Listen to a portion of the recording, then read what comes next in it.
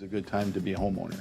Muskegon is awesome because you get a little bit of everything. We're right here we're close to the lake. We're right here, so our views are awesome.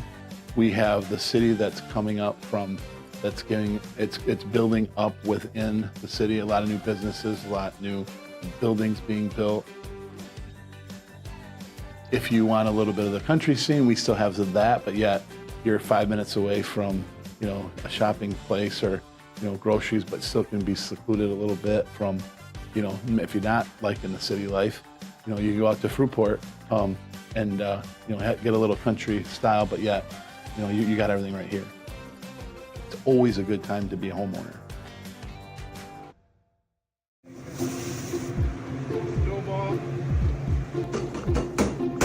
Out a little bit. Mario had Antonio's. He said, hey, if you want my recipes, let's do something. I'm right over here. I have a scoop and a half sauce. We don't use any sugar to sweeten it. We use basil to help as a natural sweetener. And this is our cheese blend. Mozzarella, provolone cheese, and Romano cheese all in here. Making the all-meat pizza. We first started making it with ham. And then we tried it with capicola, and really got stuck with the capicola with it. Because capicola is just, it's one of the best meats we've got. 12 minutes-ish, 10 to 12 minutes, I would say. Throw it right down on the brick.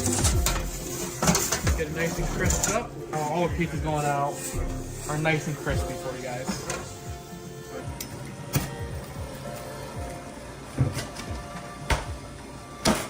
The pizza's good when you get a nice and crisp sound.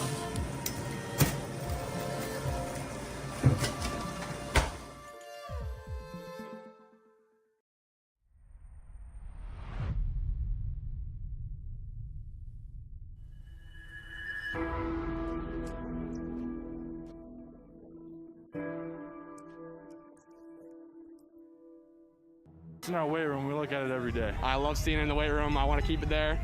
I got loyalty.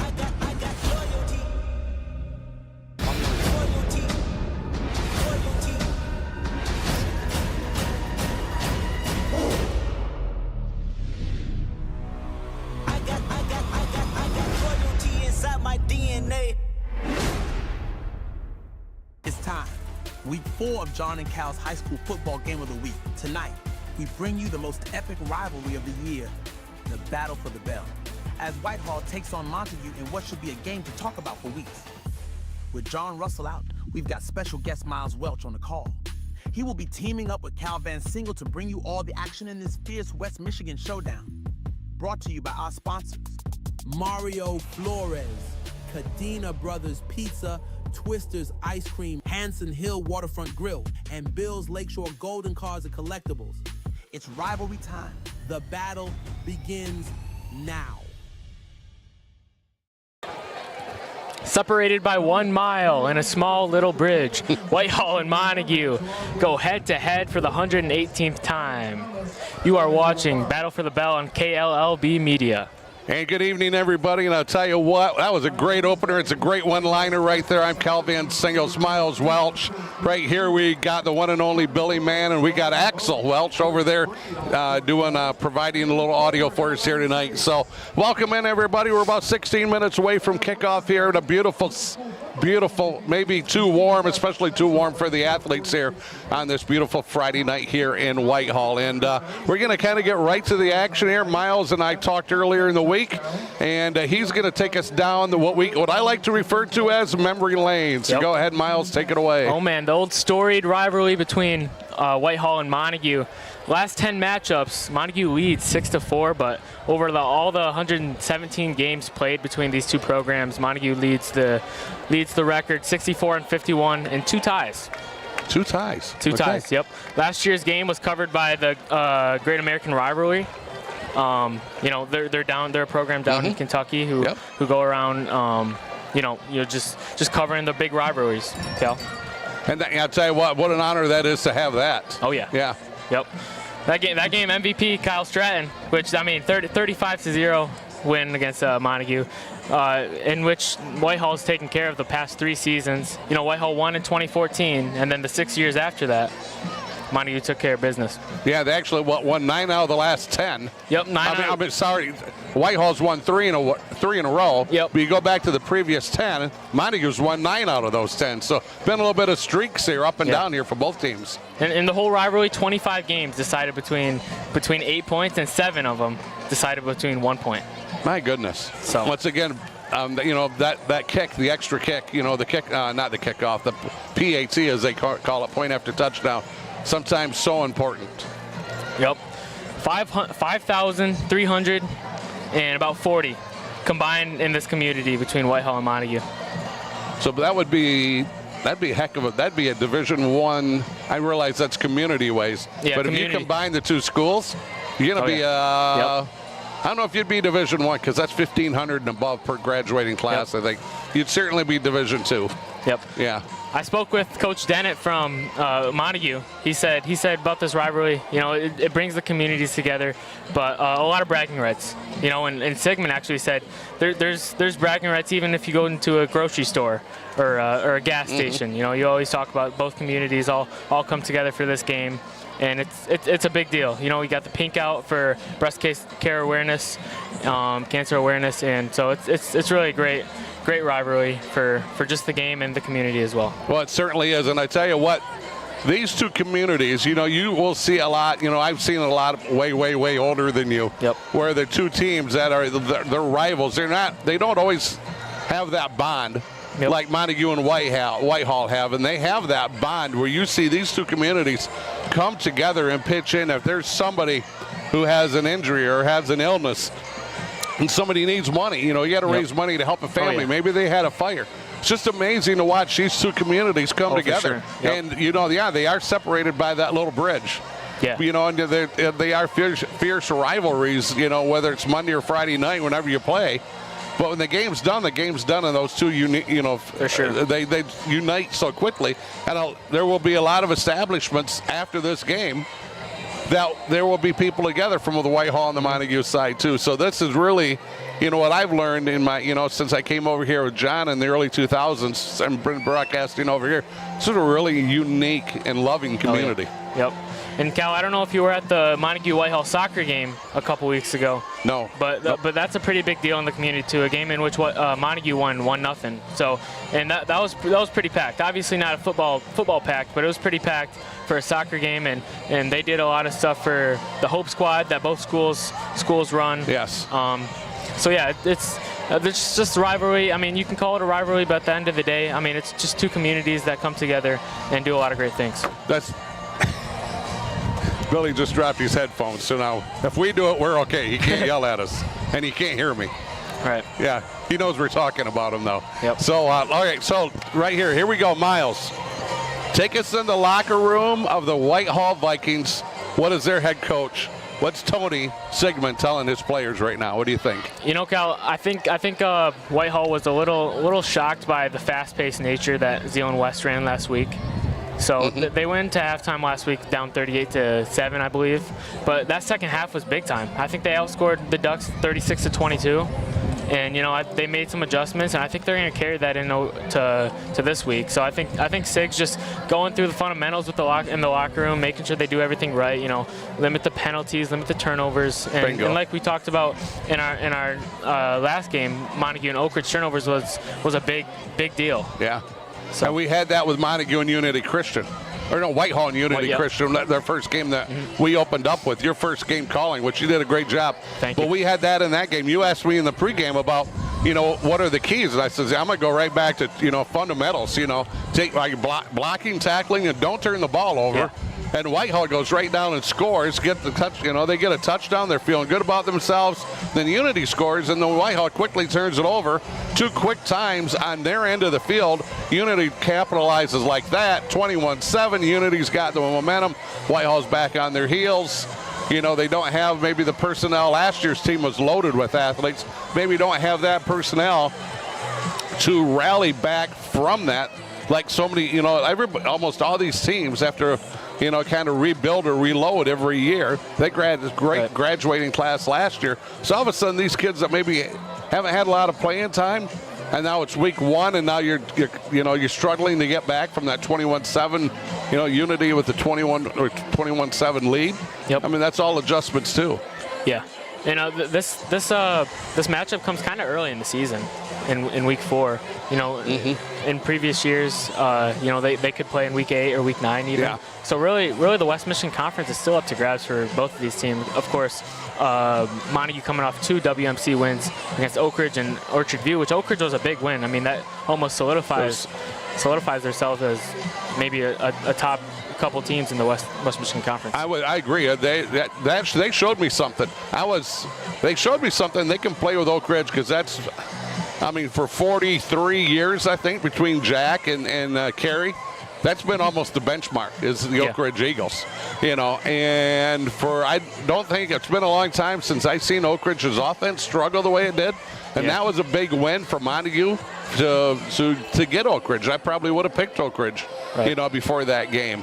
And that was a big win for Montague. And like I said, I think that cemented them as, we maybe struggled the last 2 years, but you're going to have to come in here with your best game, of course, if you're going to beat us. Speaking of Montague, take us in the locker room for the Montague Wildcats. Yeah, so this year's a little different in my opinion as the past few years. I mean, Whitehall has been just a powerhouse, but now with 2 losses, of course, those 2 losses come into really good teams. Yeah. So, but for Coach Dennett and the Wildcats, I think he's telling them, last few years we've kind of went in with nothing to lose, but kind of you do have something on the line for this game. You have the WMC title, so I think they're going to come out and have a solid game plan for these Vikings. Some good tape to watch, especially from that Zeeland West game. So I think Dennett's kind of saying the same thing, especially after a few games with the turnovers. Just keep the ball safe, and I think that's a big key to the Wildcats win tonight. Yep, and these seniors here from Montague, they may have beaten Whitehall's JVs, but they've never beaten the varsity. That bell, which is, I mean, you're from Whitehall, you get it. That bell, they've never had the bell in that high school in 3 years. Yep. And they want the bell. You got to believe they want the bell in their school. Now, I mean, it's like, you got a little pride there. You want the bell back, and like we talked about just a little bit ago, Montague had the bell 9 out of 10 years. Yep. So, Montague would like to have it back. I'm pretty sure of that. And for Whitehall, Camden Thompson is going to be the starter for tonight. But we did see a little 2-quarterback system against Zeeland West. We saw Ryan Goodrich taking multiple snaps at quarterback, pushing Camden Thompson out wide, which he's going to Western Michigan to be a receiver. So, it'd be really interesting to see how they manage those 2 guys and their snaps tonight. Yeah, and they're both great athletes. I mean, there's going to be really good athletes all over the field here tonight for both teams. But Camden Thompson's that generational athlete. Right. He's going to go if it all works out, and I'm sure it's going to. He's a Division I football and basketball player. Yeah. And it's so hard, so incredibly hard to be a Division I athlete, especially when you're maybe coming out of a Division 4, 5, 6 conference. Yep. You're not coming out of a Division I, Division II conference where you're seeing, just incredible talent every Friday night. So for doing what he does and what he's capable of, that's a generational athlete right there. And Christian Subdown, he's probably rooting him on. Right. But Christian's a boys basketball coach here, and he's going, please don't get hurt. Please don't get hurt, because that would really tip over their basketball season, because they have a special basketball team coming also. Oh, yeah, for sure. And you think about it, especially at the college level, the seasons overlap. Football and basketball, they overlap. So, it'll be super tough for any athlete, even to his caliber, to manage both those sports at the same time. That's right. So demanding. Yep. I mean, even Division III guys will tell you, Kyle Stratton, is Taylor, I believe. I'm sure, great athlete here, incredible athlete here at Whitehall last year. I'm sure he would tell you the demands. He probably didn't even realize the demands that he was going to be under playing football there at Taylor. Yeah, it's almost like it's 24/7, 365. Yeah. So. Gotcha. I'm looking at this game, and I still think this game's going to come down to fundamentals. I've always been that way for so many, 30 years of doing this, and I've always been that. This game will be, I think, decided by fundamentals, blocking, tackling, and who has the least amount of turnovers. And if one offensive line can get going and start to have some dominance, they can put some drives together. It's going to bode well for whoever it is. And Whitehall's a little injury derailed. heading into this game. They have their captain on the defense, Parker Mott, who's out of this game today. He had an injury in practice, and it's looking like he's going to be out for a while. So we'll see how the Vikings and Coach Sigmund manage those injuries and work around that big loss. Was that an arm injury? I think it's fibula or ankle. Oh, his ankle. Okay, gotcha. Yeah. So hopefully there he can be back. For the playoffs. Yeah. If that's a 6 week. If that's a 6-week injury. So just a beautiful night here in Whitehall. Just excited to call this game, and the Whitehall Vikings come out on the field right now once again. Want to thank Billy Mann from KLLB Media. We got Axel over there, Myles, myself, and you know what? We got just a minute here, I think, to pay a couple bills as Billy walks away. But let's hit our sponsors real quick, and so because I think we're going to have the national anthem here in a minute. But we have Cadena Brothers Pizza and VanDyk Mortgage. We got Twister's Ice Cream in Montague. Got to help me out here. Bill's Lakeshore Golden Card. Yep, and we have Hanson Hill, Waterfront Grill, and I know we're forgetting a couple, one or two. I normally have it on a mini legal pad, and I can just read it right off, and but I don't have that. So I think we are going to have the national anthem. Kind of sounds that way, so we're going to send this back over to Billy. He'll play some ads, and we'll be back in just a moment. Good time to be a homeowner. Muskegon is awesome because you get a little bit of everything. We're right here we're close to the lake. We're right here, so our views are awesome. We have the city that's coming up it's building up within the city. A lot of new businesses, a lot of new buildings being built. If you want a little bit of the country scene, we still have that, but yet you're 5 minutes away from, a shopping place or, groceries, but still can be secluded a little bit from, if you're not liking the city life, you go out to Fruitport and, get a little country style, but yet, you got everything right here. It's always a good time to be a homeowner.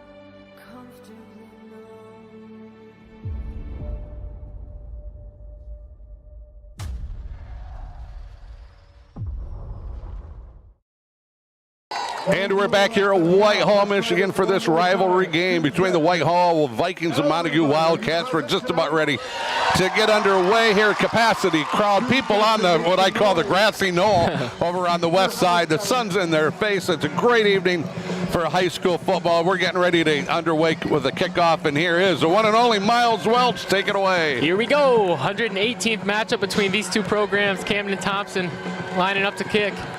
Wildcats will receive.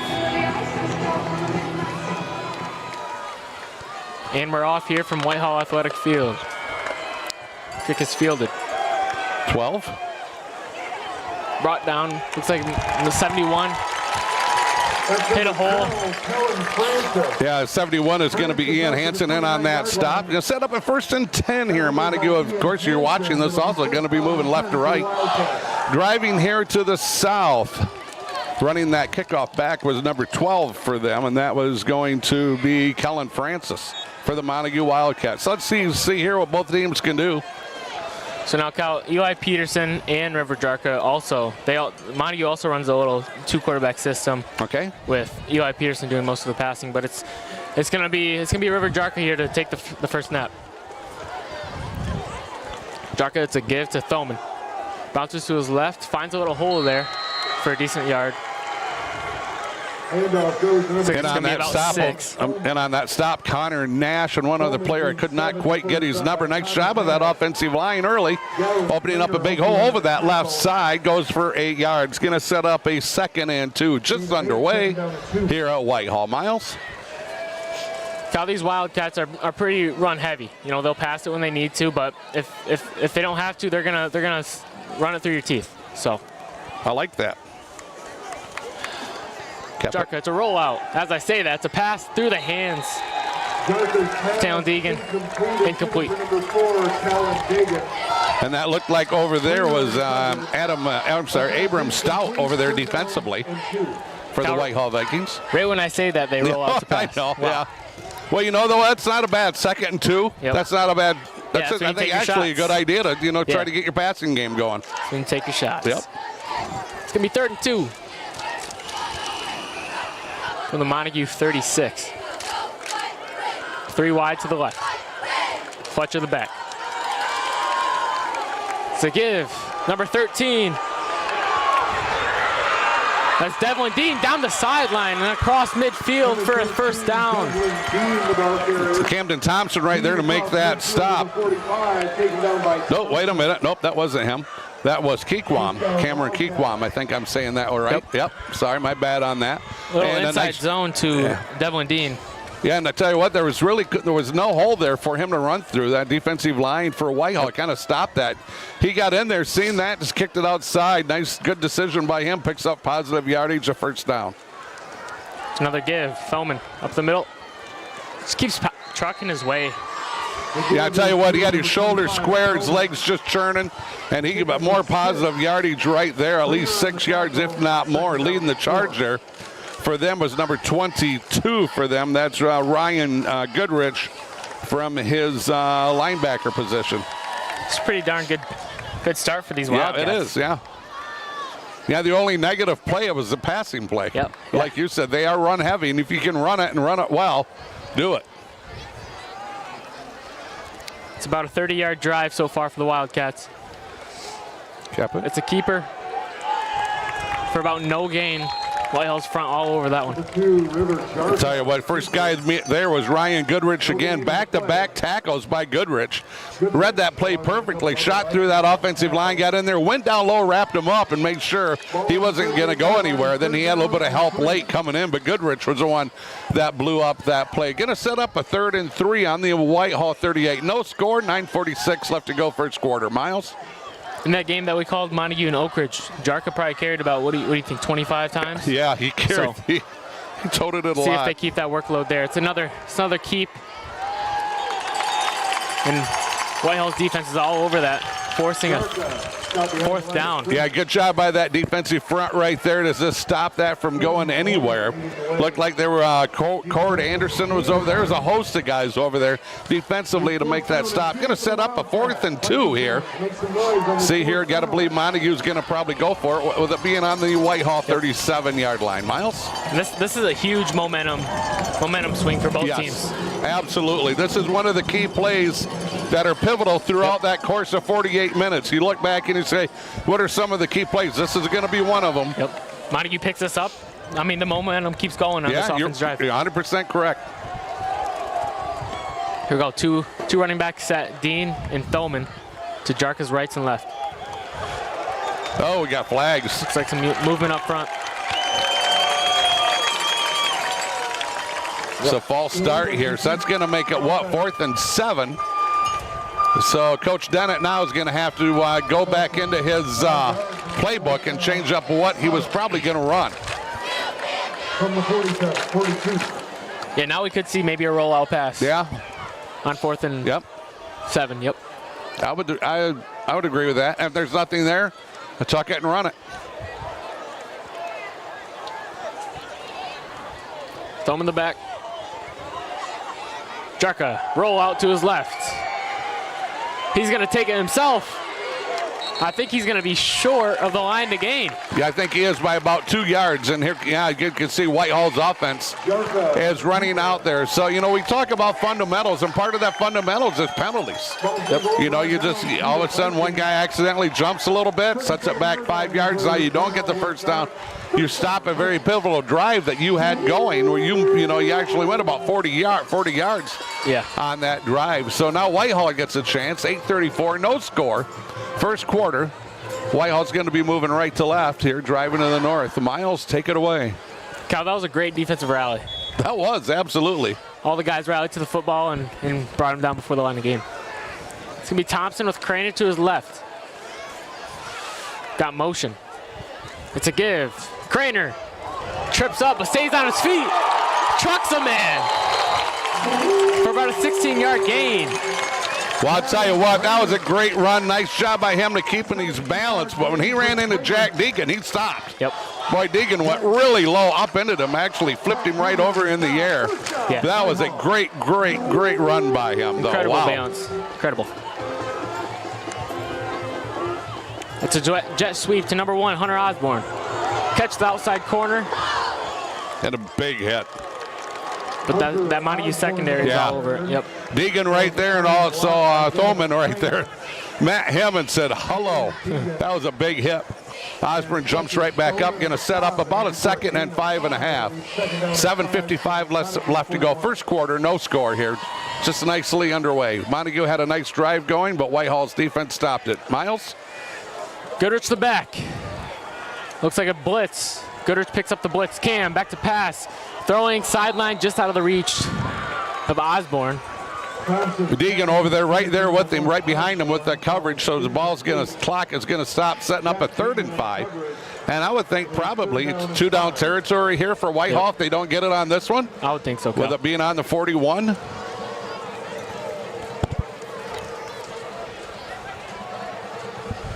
Third and 5. Goodrich the back. Morningstar the H-back. It's a give to Goodrich. He gets the outside, picks up the first down and some more. Keeps the legs turning. Finally out of bounds at the Montague 24. Francis had him first, but he got past Francis. Deegan coming in there making that stop. Knocking him out of bounds. That stops the clock. Whitehall here with about a nice 40-yard drive going. Yep. Looks like we got a stoppage. Probably got to reset to just get the change set, I would imagine. Yep. We'll be back underway.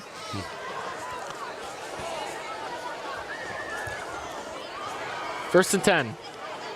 Thompson, give to Craner. Craner fights his way for some extra yards. Dude is a tough runner.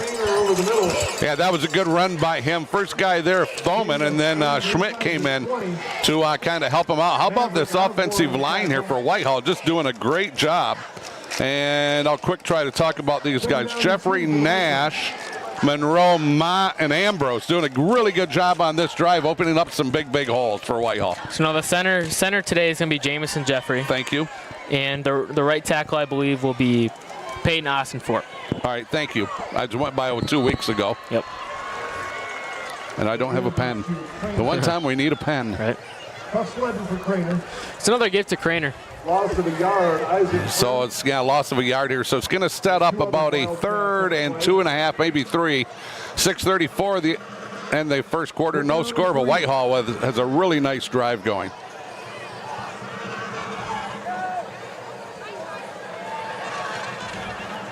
Four wide receiver look. Goodrich as the back. Motion from Osborne. It's another sweep. Trying to figure out where to go. Cuts inside for a nice little gain, and looks like it's going to be a first down for Whitehall. Yeah, I tell you what, Bailey was there. Dylan Bailey and also number 51, Isaac French. And Osborne doing a really nice job coming down that line of scrimmage, waiting for a hole to open up, waiting for his blockers to clear away. They did, and he scooted right through there for that first down. That was a really nice, patient play by Osborne. 1st and 10 from the 14. It's a keeper. Thompson with a nice little spin move, cuts it inside. They can't bring him down. To the outside, Camden Thompson. Touchdown, Whitehall. Gets on the board first. In the 118th meeting between these two teams. Thompson there with that 14-yard touchdown run. Good job of blocking up front by the boys, and then the beautiful spin move like you called, Miles. Broken tackle, and he's in. And once he got past that line of scrimmage and did that spin move, it was just all him getting to the end zone. Nice play. Good, just a really good offensive set of plays here. Coach Subdon, not Coach Subdon, I went right to basketball. Coach Sigmund.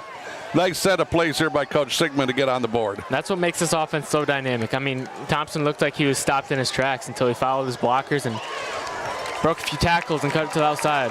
Betts' kick is up and good. So at the end here, not even at the end here, but at the end of this drive, Whitehall Vikings 7. No, they're just saying it wasn't good. No good. No good. I thought it was between the uprights. So at the end of this drive, 5:45 left to go first quarter. Whitehall 6, Montague nothing. Billy, we going to pay some bills or are we going to keep it here? Keep it here, he says. Miles. Apologize for the bad video quality. We're Okay. running on a Wi-Fi router, so a hotspot. So video's probably not the best. So. Okay. Billy's telling me running on a hotspot Wi-Fi here. Video, the quality may not be the best. We're working hard to try to maybe try to get that fixed here. But when you broadcast on the internet, you just never know what you're going to get. I learned that a long time ago. You know, when you want to provide video, also it just kind of changes everything. So, the Whitehall Vikings though with a really nice drive to start out this game for them, and they're going to be kicking back off to Montague here. Miles, take it away. And even though Montague's last drive resulted in a turnover on downs, you still saw some great things from that offense, especially in the first drive. Yeah, absolutely. Thompson's kick is away. It's a little squib kick. Fielded, not fielded yet. It's muffed, but eventually jumped on by number 13, Devlin Dean. Yeah, so now Montague's going to start out 1st and 10. Where are they going to set that down? Right on the 25? Looks about on that 25. So, yeah, I tell you what, he did a good job of getting on top of that. Dean did, because that's a live ball. That puppy is live. And that was a squib kick like crazy. Welcome in Justin Visser, longtime law enforcement officer. Now he's working in the ministry. So I want to welcome in JV. Awesome. It's a gift to Thoman. Nice little hole there, opened up by that offensive line. But I tell you what, that offensive line opened up a big hole there again. And you're going to maybe, got to find it here. Here we go. On that offensive line, Hanson, French, Osborne, Myers, and Eilers doing a good job with that up front for them. It's going to be a first down for these Wildcats. 3 receivers to the far side of the field. Dean in as the back. It's a gift to Dean. Stiff arm the guy. Keeps his feet moving for about a gain of 4. I tell you what, Blake English had him for a loss. Big collision over there. But he was able to keep his feet moving and fought off that English tackle. Picks up some positive yards here. Fought 4 yards. Going to set up a 2nd and 6. 4:50 left to go first quarter. Whitehall with a 6-0 lead here at Whitehall against their rivals from across the bridge, the Montague Wildcats. About 4:30 left in the first quarter. 2nd and 6. Jarka takes the snap. It's a designed run. Follows Thoman to his left. It's maybe 2. And on that stop defensively, it was Craner and English. But I tell you what, that went on to the short side of the field, did it not? That is they were on the far hash mark, the way we're looking at this, and then they ran it. They're driving here to the south. They ran it towards their bench, so that's the short part of the field. Still picked up positive yardage. Going to be a 3rd and 4 here for Montague. This is crucial to pick up for Montague. Crucial. Here we go, 3rd and 4. Jarka takes a snap. It's a get to Thelman, finds a hole, and that's what they do. They pick up 3rd downs and keep the drive moving. Well, they pick up 3rd downs because that offensive line has really had a good quarter here so far. They're getting positive yardage, and that time they ran right up the middle. Maverick Osborne at center and the 2 guards, French and Myers. There's a big hole there for him to run through.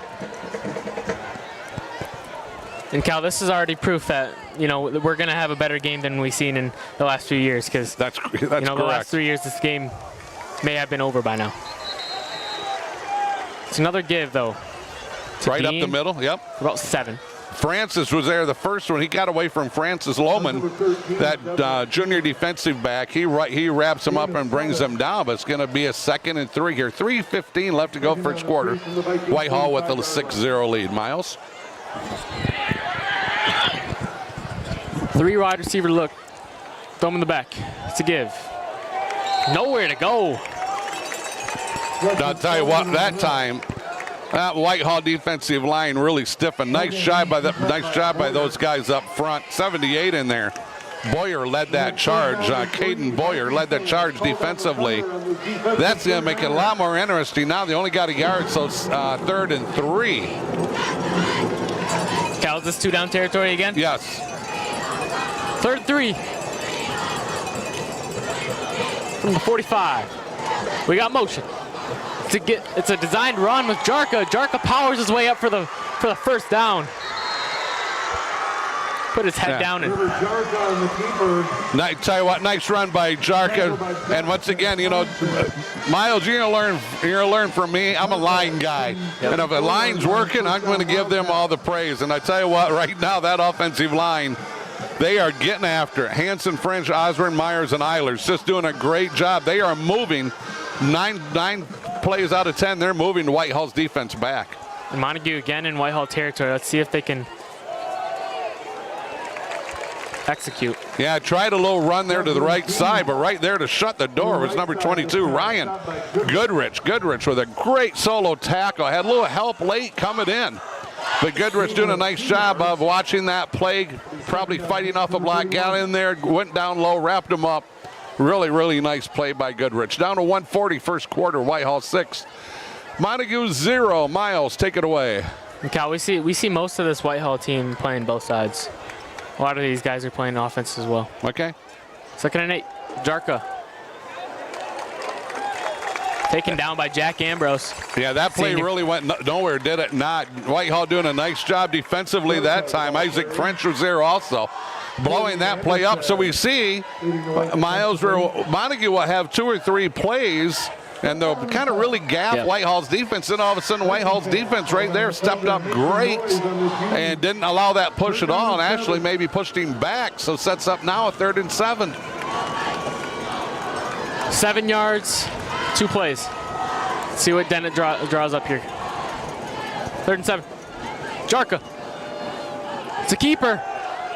Fights his way for about 3. But now that sets up another 4th down. Yep. Riley Mulder, the first one there, number 10 for them. Well, hold on. Wrong sheet. I'll look back. I'll do that once in a while. Number 10 for them, Cord Anderson. There we go. Yep. I looked to see that Montague offensive line, and then I forget to switch my papers back. I'm good for about twice a game on that for about 30 years. I'm good for twice a game. So I already got the one done. Down to 15 seconds. Will they run another play? I think they will here, Cal. 4th and 4. 4th and 4. Here we go. Ooh, bad Fumbles the snap. snap. Rolls right, but finds a guy. Number 11, Dylan Bailey. And that's a pickup. About 6 yards, and it's a 1st down Montague. Big time pickup. That was way over in that far side. I couldn't really see who made the tackle. But there are 3 or 4 Whitehall guys there. So, and it went out of bounds. We're going to have another play here. Wow. With 2 seconds left. Whitehall pinned against the wall here. 1st and 10 on their own 20. It's a give to Thoman. Thoman shoelace tackle. I'll tell you what, great play. Nice play that time by Cord Anderson again. Solo tackle. Went in there, wrapped him up, brought him down. Billy, we're going to pay some bills.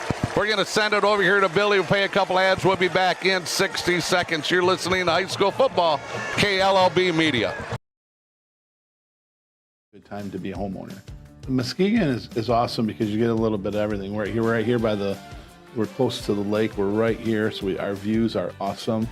We have the city that's coming up it's building up within the city. A lot of new businesses, a lot of new buildings being built. If you want a little bit of the country scene, we still have that, but yet you're 5 minutes away from, a shopping place or, groceries, but still can be secluded a little bit from, if you're not liking the city life. You can go out to Fruitport and get a little country style, but yet, you got everything right here. It's always a good time to be a homeowner. Back here live here at Whitehall. The Whitehall Vikings have that 6-0 lead on Montague. Montague is knocking on the door here. They're going to be 2nd and 9. The ball's on the 19-yard line. Myles, take it away. If Montague can end up puncing this in here, Cal, that would be huge. Oh yeah, Montague. Yeah, they don't want to go down 2 scores, 3 scores, especially to their rival. But if we could keep, both teams want to throttle the other one. But for us, we can keep this to a 1 touchdown game. It's fun to call. Here we go, Jarka. It's another keeper. Met at the line of scrimmage by a few guys. Keeps his feet moving, but finally taken down by senior. Tell you what, Morningstar. Big hit there, big hit. First guy was Goodrich, and then Morningstar came in. Wow, a big hit by Morningstar. They're in your house. It's 3rd down. So it's 3rd and 9, just underway here in the 2nd quarter. Whitehall the lead, and Montague's on the move. This has been a nice drive here for Montague. They've driven this ball long. Actually, first on their 25. They started out 1st and 10 on the 25. 3rd and 9 on the 19. Myles, take it away. All comes down to execution, though. And a whistle. Oh, we got a timeout here. Timeout by Montague. So we'll take a quick timeout. We'll talk about this. We're going to leave it right here. Billy says stay here. I didn't plan on going anywhere, Billy. 6-0 here. Whitehall with the lead, but Montague has a nice drive going on. And then Myles, you're doing a great job here. So proud of you. You're just getting into this, and I know your dream college is what, Arizona State. Is that correct? Is that kind of where you would really like to go? I'd love to go there. Okay. I've kind of looked at a few other schools though. Bowling Green is a school that I'm really looking into. Yep. Toledo's definitely there too. And you want to have a career doing this? You want a career in broadcasting, journalism, something like that? I'm still trying to figure out the specifics. That's why I'm trying to do everything. broadcasting, writing, just trying to do everything just to get my foot into the industry. Well, I'll tell you what, this is not easy to do. And this is what, your 3rd game? Second game. Second game calling. Yeah, and you're doing a great job so far. So keep up the great work, and you're kind of becoming natural at this. Thank you, Cal. So we're back underway here. Montague's going to have a 3rd and 9. Here we go. 3rd and 9. Jarka, it's a gift to Thoman, but nowhere. Maybe a loss of a yard there. I tell you what, who blew that play up? He's slow to get up. That's number 52 for them. Jack Ambrose. Yeah, Ambrose with a big hit. Then I think he got twisted up on the way down. But Ambrose blew that play up before it could get going. Really, really nice job there by Jack Ambrose, the senior. 4th down, 4th and 7. Offense is staying out there. They just converted on a 4th and 4, 4th and 5 here on this possession just a moment ago. So let's see what they can do on this one. I'd have to imagine that play, that 3rd down call was to set up this 4th down. Could be. 4th and 7. Jarka takes the snap. It's a roll out to his right. Nowhere to go. Lofting it over. Kicked off. Camden Thompson in the end zone. Thompson going up high, climbed the ladder, went up there and got that and brought it down. Great defensive play that time again, once again by Camden Thompson. Whitehall's going to take over 1st and 10 on their own 20, and Montague twice has been knocking on the door and has not gotten anything out of it. No points. Positive yardage all the way down. They get down to that, between that 20 and that 30. 2 drives in a row have stalled. I think if you're Montague's defense, you almost need to stop here. You don't want to go down two No, you don't. No, you certainly don't. You're correct. Thompson takes a snap. Read option, keeps it. Jukes a few guys. Jukes another guy. Jukes 2 guys. Stays on his feet for a gain about 8. You know what? That kid's special. Yep. He's just special. He's going to pick up some, I guess actually here, 8 yards. But the run was, the duck under, the spin move, and all that's incorporated into it. Just an incredible run here by Camden. Sets up a 2nd and 1. Myles, take it away.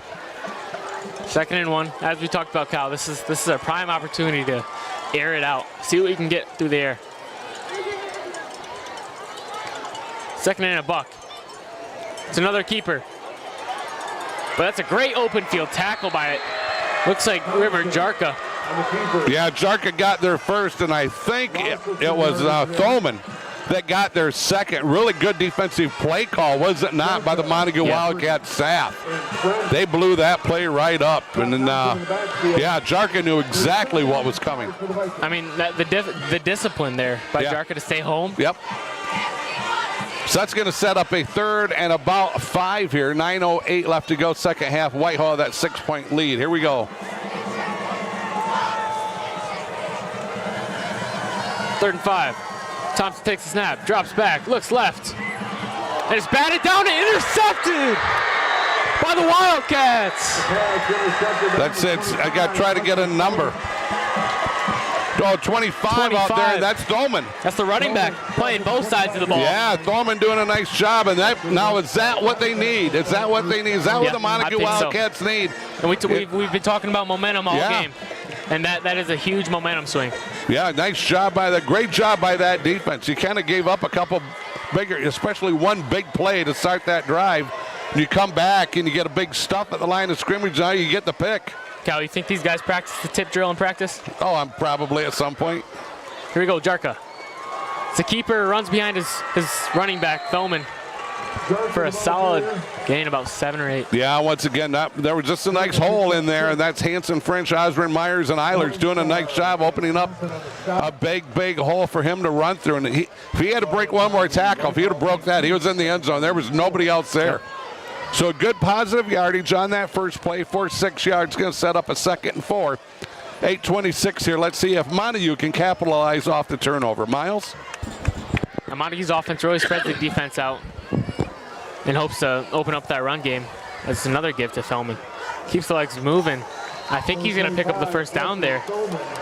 Yeah, good hustle by Thoman over there. Thompson is just one of a couple guys in there. I think 24, Morningstar also in on that stop. You probably didn't notice it, a little extracurricular activity going on that in the bottom of that pile. I noticed that. Didn't get past me. I mean, that's what you see in these rivalries, though. I mean, you think about the biggest rivalries in the world, Michigan, Ohio State, there's always a little. Yeah, absolutely. So, 3 wide receivers set, Feldman in the back. Jarka takes a snap. It's another run by Jarka. He kicked it out around that right side because there was nothing there in the middle. And then Goodrich once again fought off a block, and then he slid into that hole and was waited for him, and here he comes. He went down low, wrapped him up. Nice form tackle. And I mean, he went low. He was below the knees. Beautiful form tackle. Wrapped him right up, took him right down. Nice tackle there by Ryan Goodrich, that linebacker who's a senior. Inside the 10 now for the Wildcats. Jarka. It's a give to Feldman. Helmet comes off. And he got his way though. He got a 1st down. We had a Whitehall guy lose his helmet. He's got to come out. That was positive yardage again by Montague. Big hole, and he ran right through it. Do you see the quarterback shove him? Yeah, I He did see shoved that. him like, get going, and I think he was waiting for the hole to open up. Little Philadelphia Eagles tush push, kind of. Yeah. He stood there, and I think he was just patiently waiting. The quarterback's like, are you going to run? Yep. But Montague takes a snap at the 1 yard line now. Really knocking on the door. Charka takes a snap. Get to Thoman. He finds his way into the end zone. Touchdown, Montague. Nice drive. Nice answer. Yep. Nice answer here by Montague. This one's tied up 6-6. Montague with a 1-point PAT coming probably to get the lead. But once again, turnovers are costly. Fletcher Thoman, who played a big role in that game against Oak Ridge, 2 touchdowns against Oak Ridge, scores a big one here. Good for him. And, you know, once again, kudos to that line because they opened up some big holes in there. So who's on 16. that kick? Jonah Henderson. Kick is up and good. And Boom. Montague takes the lead. Yes, that's right. With 6:51 left to go in the second quarter. Montague 7, Whitehall 6. You're listening to high school basketball here on KLLB Media.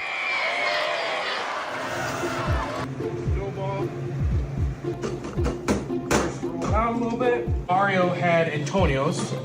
He said, hey, if you want my recipes, you know, let's do something. I'm right over here at a scoop and a half sauce. We don't use any sugar to sweeten it. We use basil to help as a sweet, natural sweetener. And this is our cheese blend. Mozzarella, provolone cheese, and Romano cheese all in here. Making the all-meat pizza. You know, we first started making it with ham, and then we tried it with capicola, and really got stuck with the capicola with it, because capicola is just, I mean, it's one of the best meats we've got. 12 minutes-ish. And we are back at Whitehall for the Whitehall and Montague rivalry matchup, coming off a big touchdown by Montague. Really good, great way to answer. That was a great drive, and we know, like I was saying, you know, turnovers. Montague's had one, now they've had one, and you know, a lot of times you can convert them into points, much like baseball. I know you're a baseball guy, you love baseball, but how often do you see a pitcher walks a guy, and that guy scores? Right, that's the biggest thing. Yeah, so you know, you have to take care of fundamentals. Nice kick here. Fielded by number 1, Osborne. He took that out of his end zone. Brings it back, some solid blocking, gets to the end. Finally pushed out of the bounds, but the Whitehall 20. Pushed out of bounds there by Cooper Bradley. He kicked that into the end zone. Yeah, he still took it out.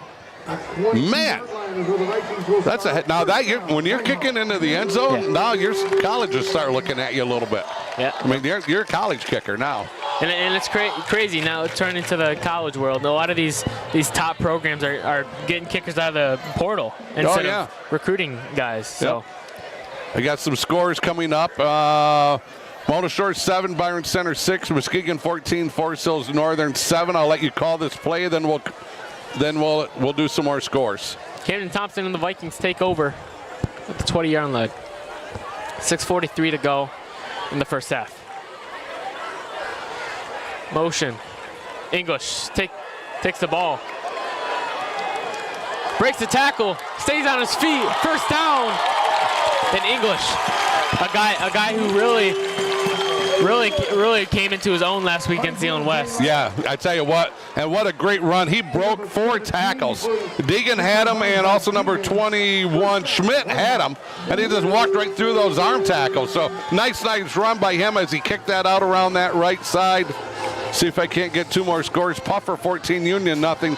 Muskegon Catholic 7, Fruitport nothing. Take it away. To give to Craner. Craner letting the play develop. Finally makes a move to his left. Tripped up for about a gain of 3. Yep. And we're going to have Ravenna 20, Shelby nothing, Newaygo 7, Tri-County 6, Reed City 6, Maple City, Glen Lake nothing, Big Rapids 20, Chip Hills nothing. The one that surprises me out of that is Newaygo 7, Tri-County 6. I thought Tri-County's a good football team, but Newaygo, Ralph Munger, the legend. Mona Shores and Byron Center, the Sailor Salute is today. Yes. Nice run here. Got up to about here the 44 here.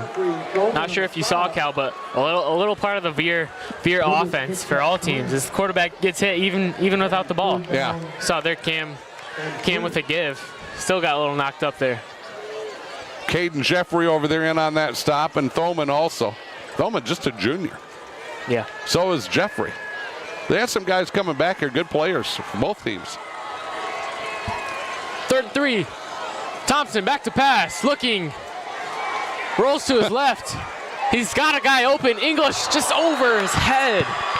And that's a first down, Cal. That would have been a first down, yes. And Thompson ran into his own guy. Yeah. He had a guy back blocking. He spun out, kind of ran right into his own guy. So did that have a little bit of momentum? Yep. So that was 4th down, correct? That was 3rd down, so now it's 4th down. I was looking at, okay, they got that up awful quick. Because I was going, I didn't, wait a minute, that's not 4th down. That's interesting. Go ahead. That's interesting to see on 3rd and 3, Vikings pass it. Yeah. Really, I mean.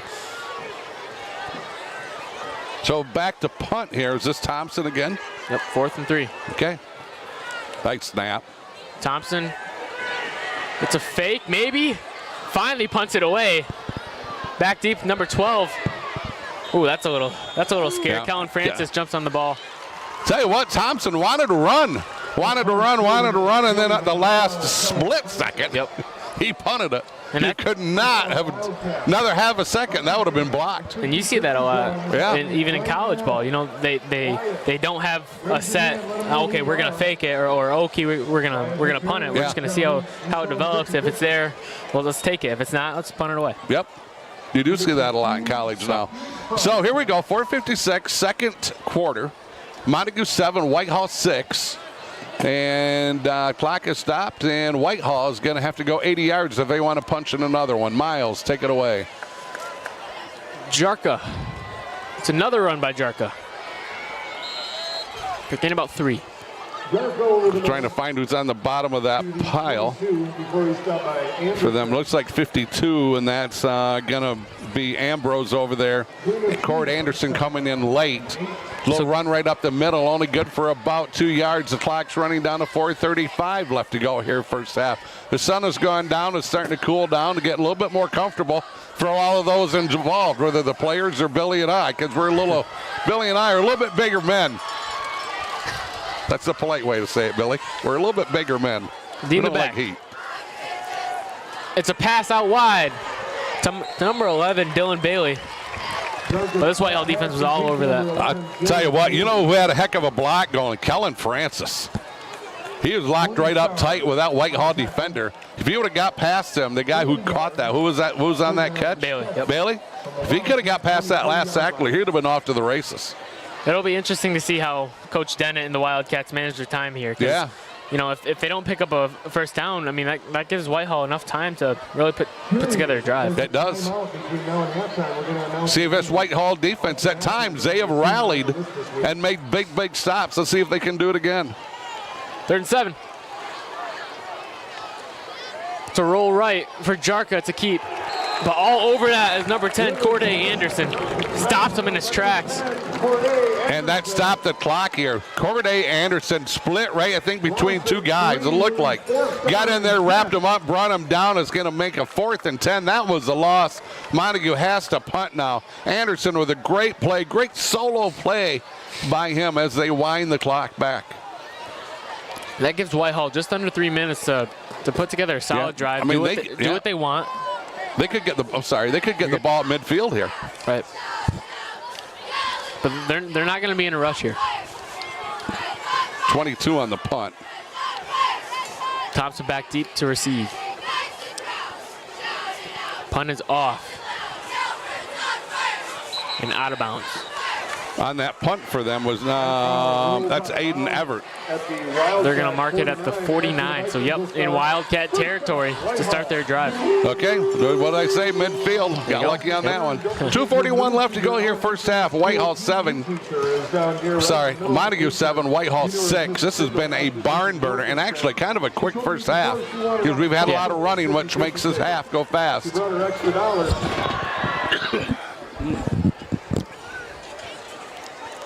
Nice crowd here tonight. Capacity crowd. Bleachers are full. The grassy knoll.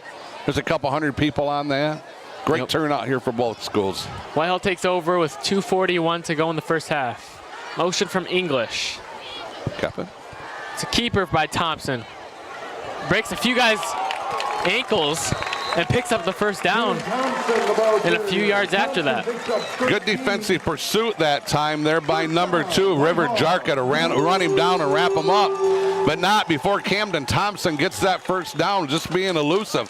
You know, and he's not 5'6". He's 6'6", 6'7". So he's tall, he's lanky, but he's quicker than what you think. He's more elusive than what you think. He's a guy who's really tough to tackle in open field. Really tough. More motion by English. It's a gift to English. He's going to follow his blockers outside, hurdles a guy, but not much going. Just took a little bit too long, don't you think? And then Talon Deegan came in. Deegan came, or Talon probably came flying in there and just wrapped him up and brought him down.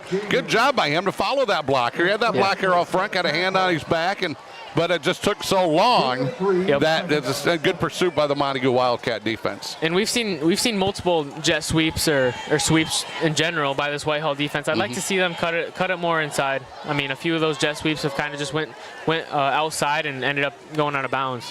Take it away. Low snap. Let's give it to Craner. It's a sweep. Outside. Keeps his feet moving. First down and more. Touchdown, Whitehall. Wait a minute. Flag. We got a hold. If the play stands, it's Gavin Craner. It's going to come back. Because I seen the hold and I thought, are they going to call it? And they did. And that is wasted confetti by this Whitehall crowd. Wasted confetti. Oh, I seen the hold and I caught because I was watching with binoculars because it's going out. It's on that far side, so it's hard to see. But I'm watching it and my mind says, oh, that's a hold. That's a legit hold. And it was, and they're going to bring it back. I figured there had to be something there. I mean, it looked like Gavin was Craner. Sorry, that's my buddy. Yeah, so that's fine. But first, it looked like he had the first down, but I thought he might have been stopped right there. So. No, I'll be proud you're from Whitehall, but I'll tell you what, you're calling a great game. You're calling it. I mean, no one's ever going to accuse you of being a homer. You're getting excited for Montague too. Now, be proud of being a Whitehall Viking. Nothing wrong with that. I like to stay neutral. Yeah, you're doing a great job of that. Another movement low snap. up front. Yep. Boy, and once again, penalties, turnovers, fundamentals. You lose it, and you think it's one play, but it's just costly. And I'm not going to say who it was. I don't do that. I don't single out kids. But you just cannot.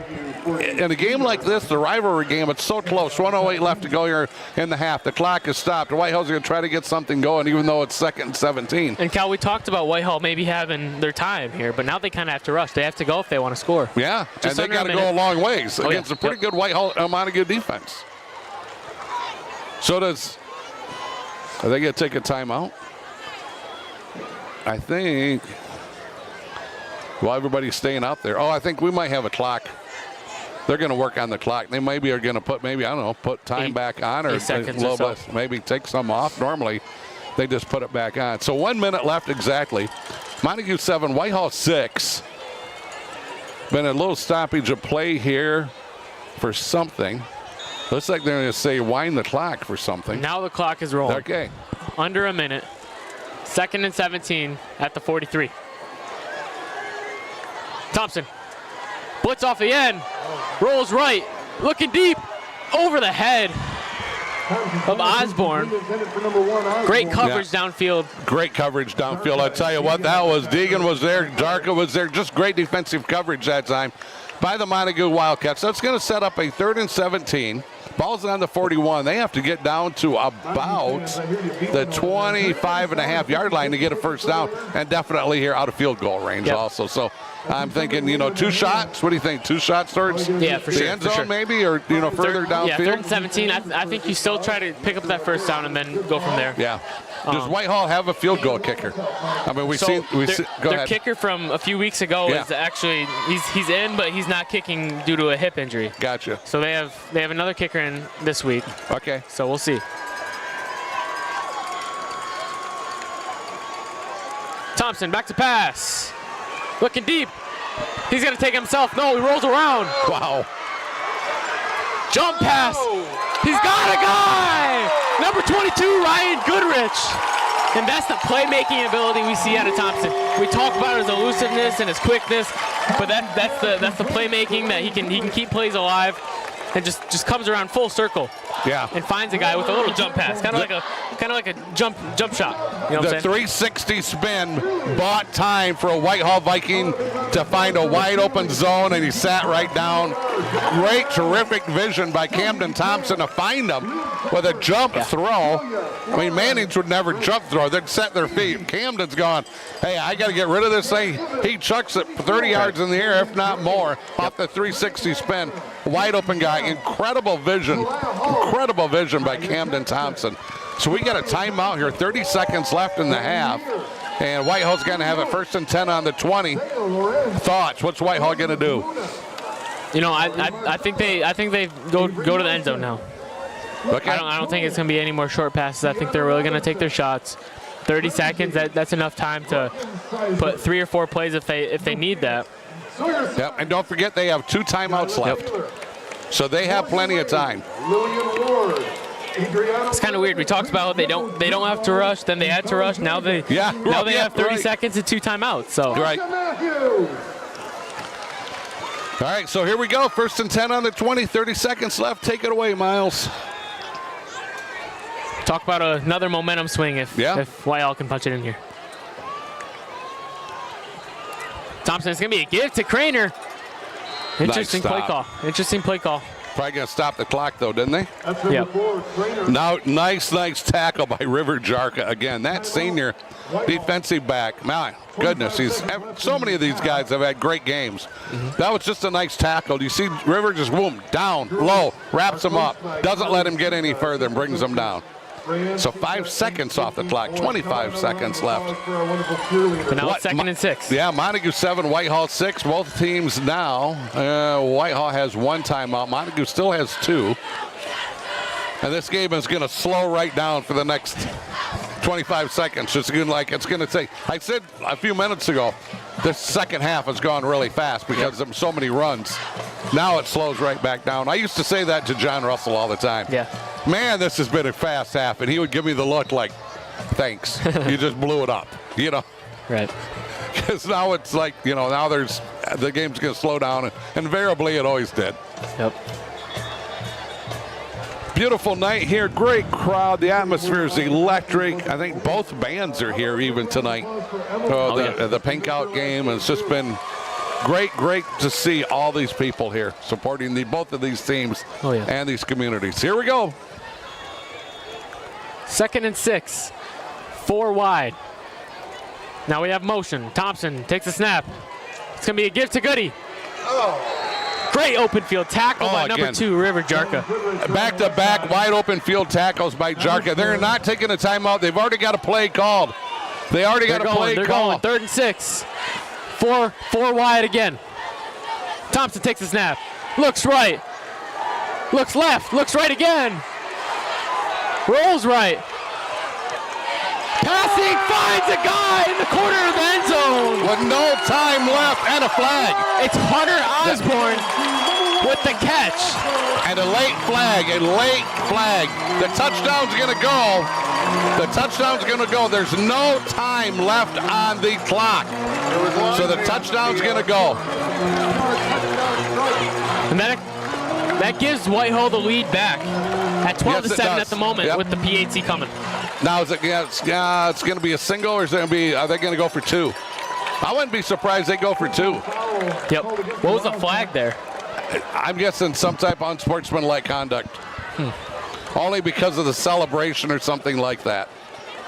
But time has run out, so they're going to go for 2 here. Here we go. 4 wide. Craner to the back. Osborne in motion. It's a give to Craner. Trucks a guy into the end zone. 2-point is good. And that gives Whitehall a touchdown lead over these Wildcats going into halftime. I tell you what a great job here by the Whitehall Vikings, and both teams have played a great first half, but that drive, they had to go 50 yards on just a little bit of time, and when they got down, what was it, 3rd and 3rd and 12 or some 3rd and long. You're thinking, you got to make this play. Might even been more. Might have been. Was it 4th down? Was it 3rd or 4th when you did the 360 spin? I believe it was 3rd down. Yep. 3rd down. So you had Thompson at about the 40 with that 360 spin. Finds a guy wide open down and I don't know about the 15, and then you have the pass going in the end zone with no time left. And I believe that was Whitehall. another 360 around the whole field. Yeah, it's just you don't see quarterbacks. I've been doing this 30 years. John's been 40 years. You don't see quarterbacks making 360 moves and completing passes, and a lot of times they're jump passes. He's an incredible individual, but your wide receivers are finding places to get open. A lot of props to those guys. And your offensive line, that line's giving them time to do that, even if he gets flushed out of the pocket. He gets a little bit of extra time there, but with his athleticism, and the whole entire team, that whole offensive set, those 11 guys, they're making plays, and when you make plays like that, 14-7 here at the half, and it has been a great first half. And Cal, much like previous years, Tony Sigmund-led Whitehall Vikings really incorporate a lot of slots and receivers across the board. Blake English has got a few targets tonight. Hunter Osborne, who caught that touchdown, Corday Anderson. So. And don't forget now, Whitehall kicked off in the beginning. They're going to have this ball to start the second half. That's another. So they have momentum right now. They're going to the locker room. They're feeling good about themselves. Tony's going to say, let's go march down the field. Let's punch another one in on them. Easier said than done, right? But let's punch another one in get on them 2 scores and see if we can't get them on their heels. Because right now, Montague's, this is far from over.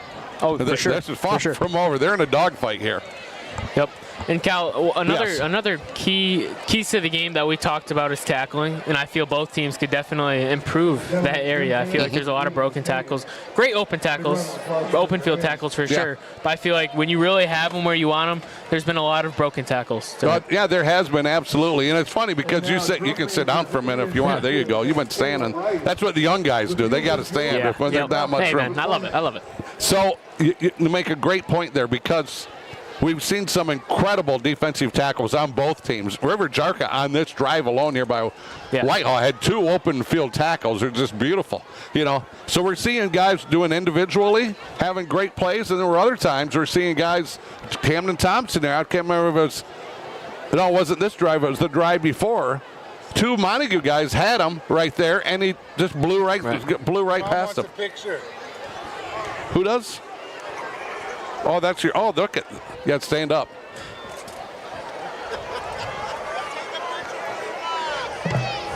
It's all right. Interrupt the broadcast for a picture for That's Mom. okay. Moms are there's nobody more important than a mom. That's awesome. That is so cool. That's a memory that you will have forever, and your mom will have that forever in 30, 40 years from now when you're my age, because it happens fast, I'm telling you. You're going to be able to pull that out and just go, wow. It's just, I was fortunate. 2 weeks ago, my 2 youngest granddaughters, Arabelle and Adeline, stopped in the press box, and I had one on each knee as we were wrapping up our broadcast. And I have like 370 likes and 40 or 50 comments on it, and it's one of those family pictures where everybody looks good, because normally I don't take a good picture. Right. I'm not Tom Selleck, Tom Cruise, any of those guys. So, yeah, those are priceless memories and priceless moments. So if your mom wants a picture, take the picture. And when you become a parent, you'll understand. Right, Billy? Oh, yeah. Oh, yeah, there's Billy. I got the oh, yeah. So, Billy, do we want to pay a couple bills or keep it here? We can, you can set your mic down. They can listen to this. That way you can get up and step. I'll put it back over on the band. Yeah, tell you what. We'll watch the band here. So I think this is I won't mute this. We'll just set them over here. Okay. All right, so we're tell you what, for your viewing pleasure, we're going to have the band right out here in front of us here tonight at halftime. Whitehall 14, Montague 7. We'll be back in a few moments. Thank you so much for tuning in here. We'll see you soon.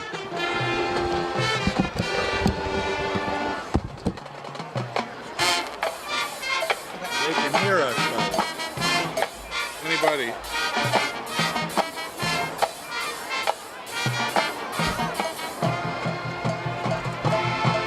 Can you cut that line and get some hot dogs?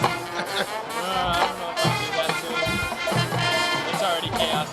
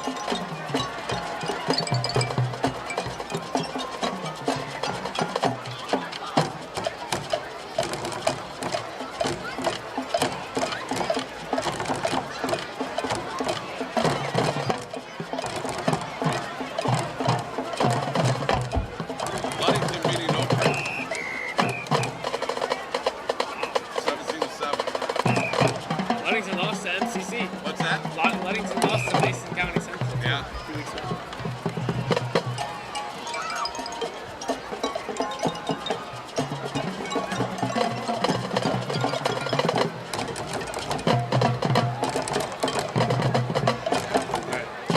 Use the bat.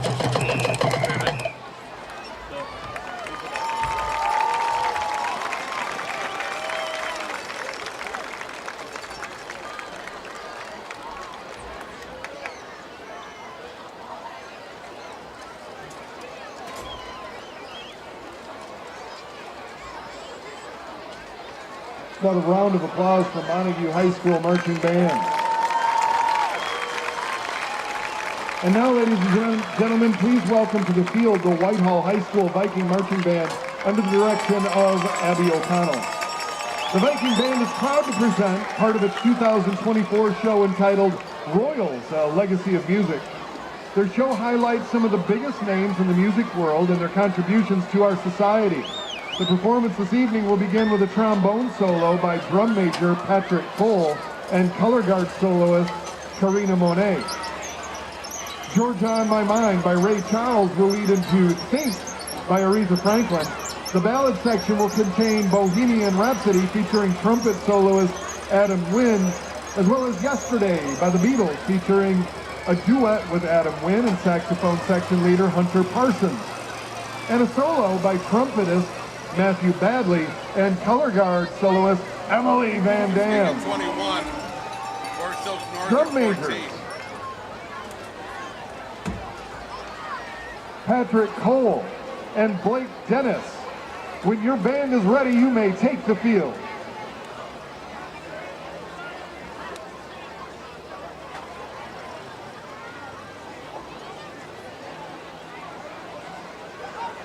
Oh, the Miller seal up.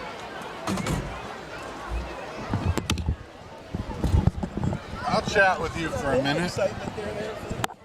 Yes, sir. Yes, sir. Take care. Yeah, thank you. Oh, okay. Why not? Because the other band's out there too, so. They're facing the Montague side. Facing the Montague side. Woo! Tell me when. Oh, we're in. We're back. We've been going back. Okay. How about that Myles, huh? Kid's got it, man. Kid's got it. He's doing a great job. He's just doing a great job here. So if you're looking, or we're still watching the band. Okay, I thought the camera was on us. Nobody wants to see me. Yeah, we do, because we're going to talk about you. So, as everybody knows, I'm Cal. That's Billy. This is Billy Mann.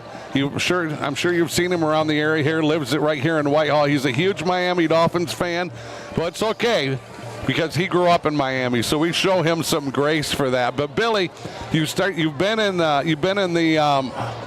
this world of media for many, many years.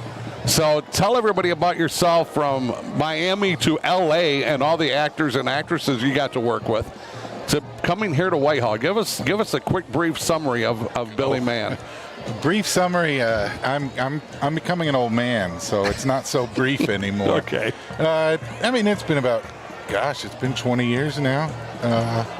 Started in Orlando. Well, I've done videos since high school. Okay. Which was in Miami. Yeah. In Hollywood, close to Miami, Fort Lauderdale area. Okay. Cut the morning announcements. One of the guys, actually, funny story. One of the guys that I did segments with in the morning announcements, he's in that new ad that you see all the time with Will Ferrell for the payday thing. He posted on his Facebook. Yeah. Really cool dude, Chad. Both of us got in the media, and he's still in LA, and he just started an ad with Will Ferrell, which is kind of cool. Mm-hmm. But humble beginnings, editing announcements. Went to college at Full Sail for video, and love production. Yeah. Moved out to LA. Worked 4 seasons on RuPaul's Drag Race.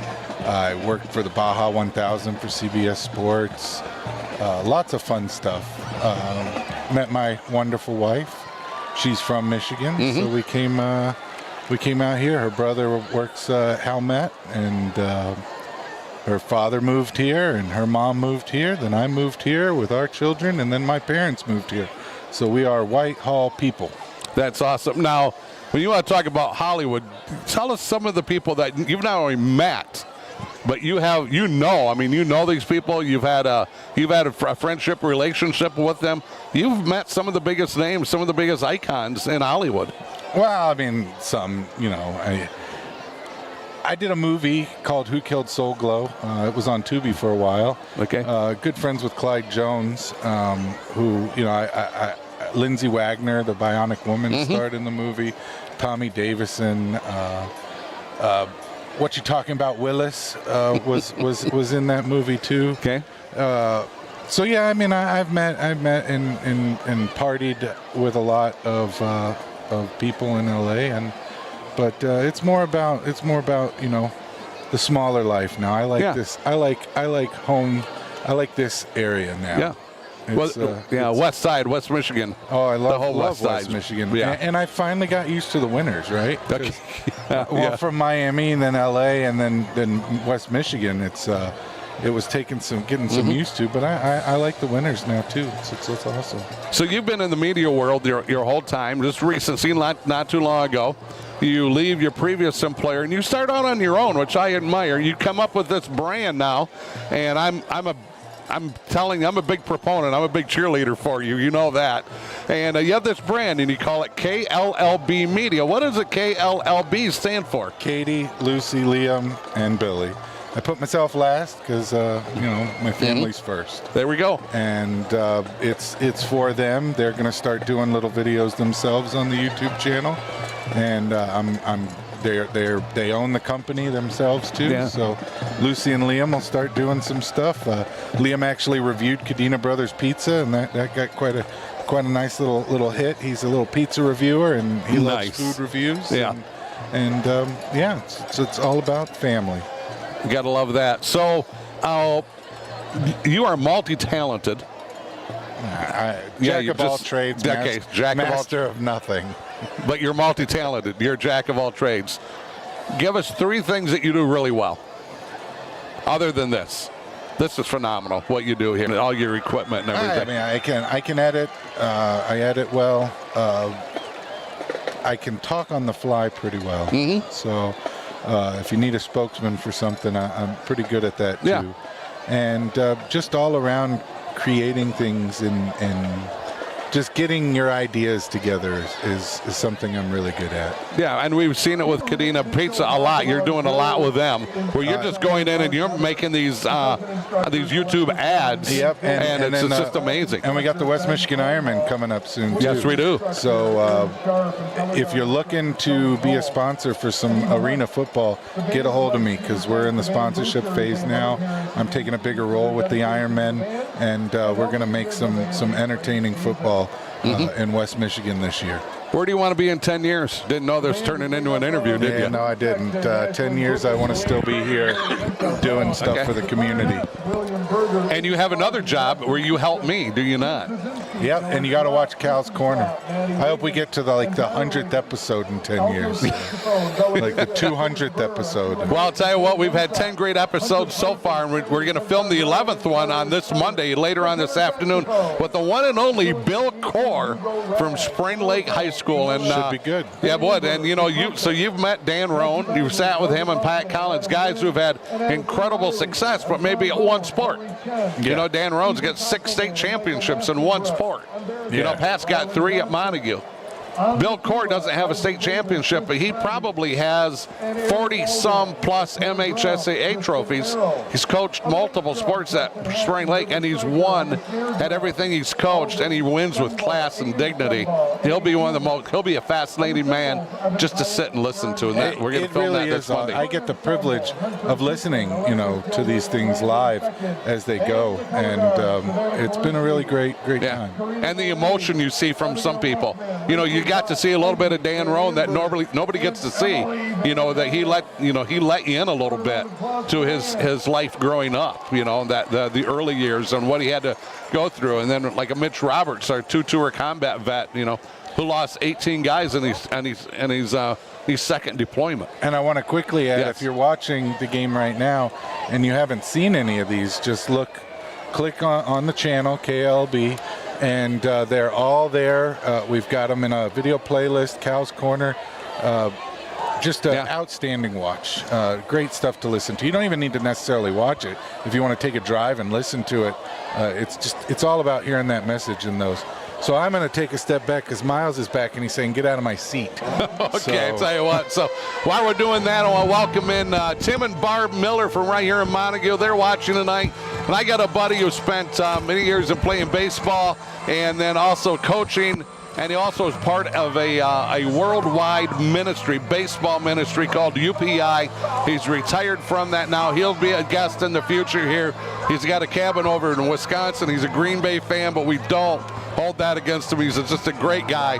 And Tom Royal, he'll be on a podcast here at some time here, probably in the next few months. But Tom Roy has taken a baseball and he's been to, I think, 66 different countries promoting the gospel through baseball. And some of those have been countries you're probably not supposed to be in, but he's allowed to be in there because he's promoting baseball. So here's another one. But so welcome in Tom and Tim and Barbara. Thank you very much for joining in. I know I'm probably missing a few people, but just thanks everybody. And we can't make this happen without our sponsors, which is Cadena. And I'm gonna forget some, but Cadena Pizza, VanDyk Mortgage, Mario Flores, Cadena Pizza. Yep. Twisters. Hanson Hill. Bill's Gordon Lakeshore Cards and Collectables. And I tell you what, Bill's Golden Cards and Collectables. You know a little bit about that, do you not? Trade night Just a tomorrow. tad. Just a tad. What's that? Trade night. It is the premier event at Bill's. Bill's, that's tomorrow. Yeah, I'm going to be hosting a pool box on Whatnot live there. Come on in. You can. I call it gambling, but you pay $5 and you get to pull a card that could be worth way more. What time is that? It starts at 6. 6 p.m. Yeah. Awesome. And you can bring your cards in and trade with people. All right, sounds good. That's tomorrow night at Bill's Golden Cards and Collectables right here on Colby Road in Whitehall, Michigan. So, yes. Oh, we got a voicemail from Kenny Erdman, longtime Montague guy. He's probably listening too. They're watching and listening to the game up in Hesperia, at their cottage up in Hesperia. Kenny Erdman, longtime iron worker, extraordinaire. Built the Mackinac Bridge, built the Golden Gate Bridge. Well, maybe I'm exaggerating there a little bit, but we want to welcome in the Erdmans here also. So let the folks know that we're open to listen to the Whitehall band. They were playing the Montague, so we couldn't really get their audio. I think that was a Montague band that was playing, but they were facing the other way. Montague was facing us, and then Whitehall was playing the Montague. Oh, I didn't know that. Okay, so one of the bands we couldn't get because they were facing the other way. We never would have been able to pick it up. So welcome back. We are back. Yeah, you run away for a minute. Look what happens. You never want to set the headset down. Yep. Whitehall is set to receive to start the second half. And it looks like Montague is kicking off from deeper into their own territory due to maybe a flag last half. Little squib hit muffed by English. Picked up and taken. Burst of speed. Breaks a few tackles. Stays on his feet. Then across midfield is Blake English. And that sets up Whitehall in really good position to come out of the half and score and take a 2-possession game. Yeah, I tell you what, we talk about fundamentals, right? Blocking, tackling, special teams always will have a big part in every game.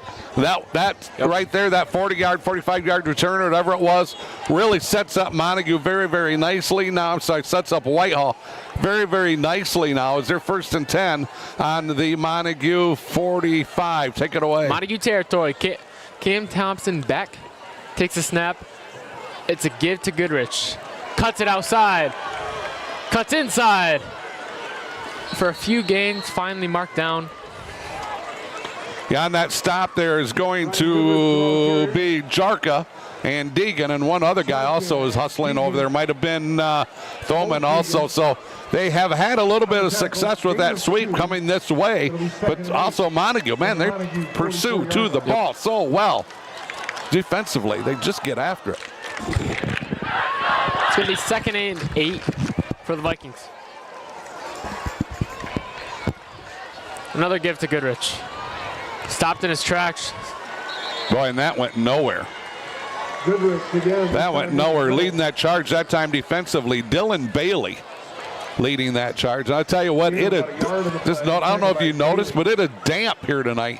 High humidity. My papers are actually wet. Wow, from all the dampness. Yep. So I wonder, what I say that is, will the field start to get wet? Right. With the humidity that we have, will we start to see guys slip a little bit? This is grass field here at Whitehall. 3rd and 7. Thompson back to pass. Escapes the pocket. Goes to his left.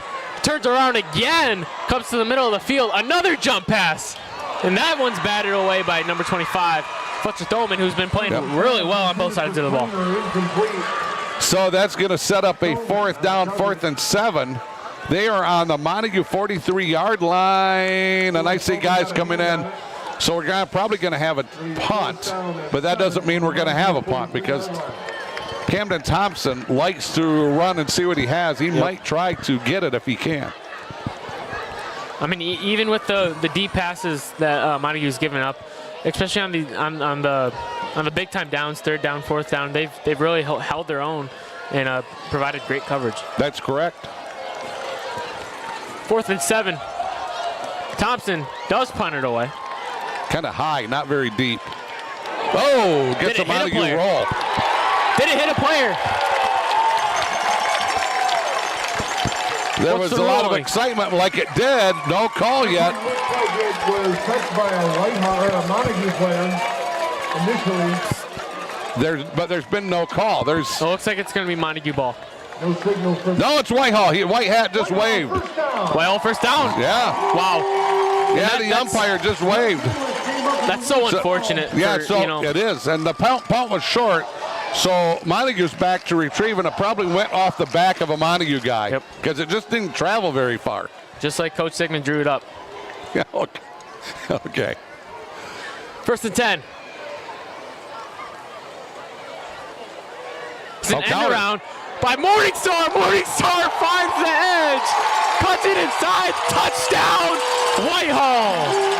With the counter coming back the other way. What a great play design there by Tony Sigmund and his staff at halftime, probably, or they decided just to run it then. And well designed, well executed.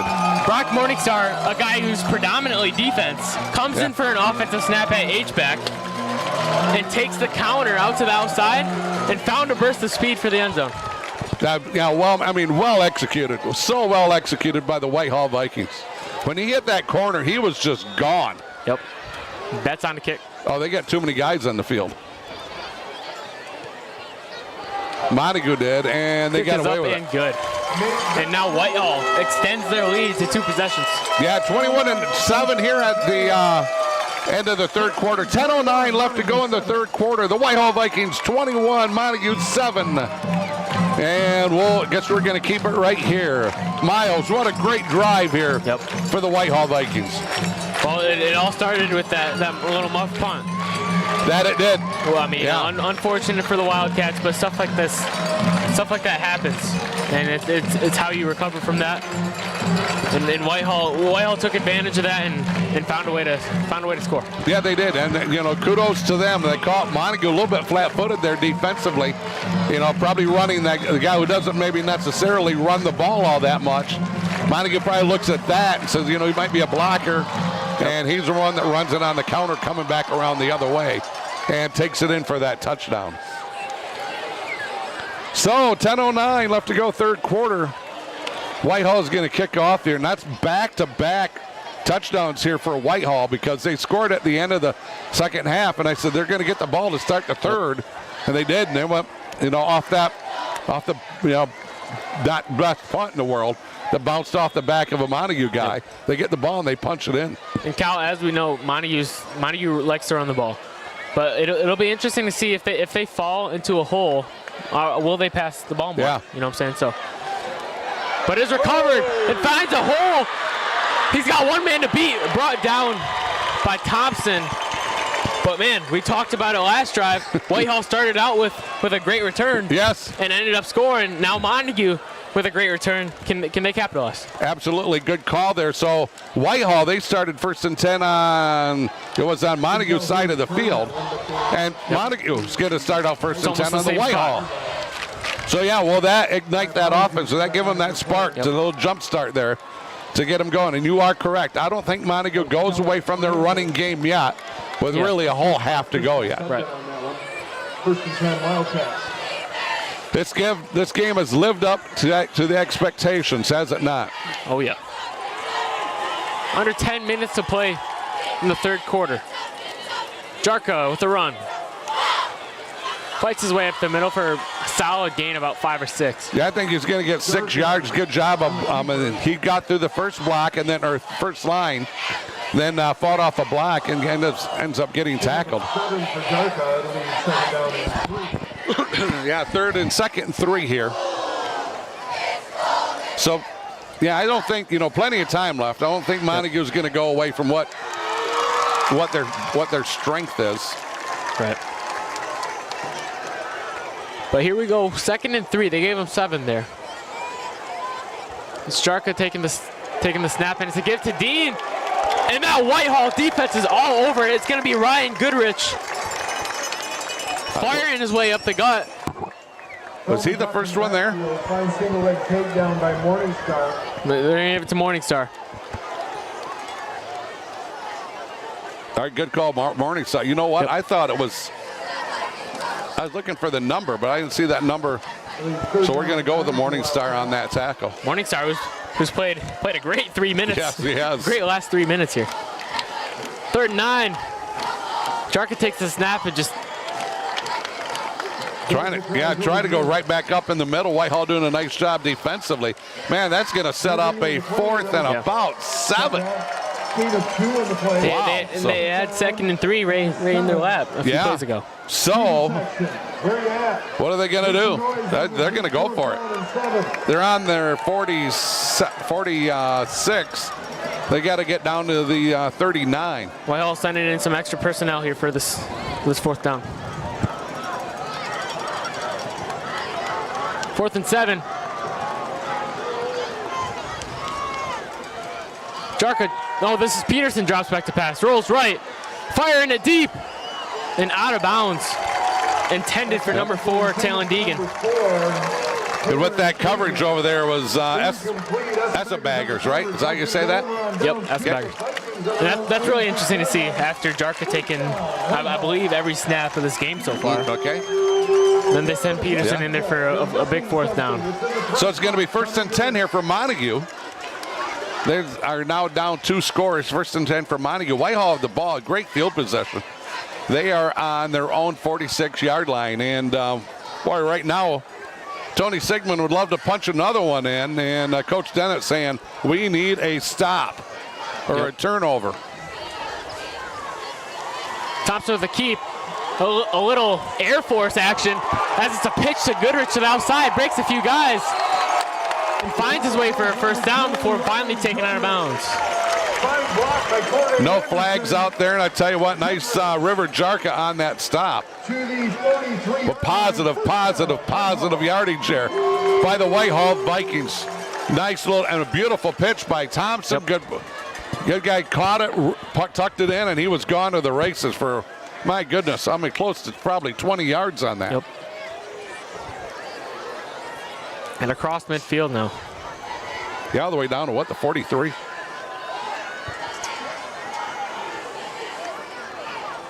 Two backs.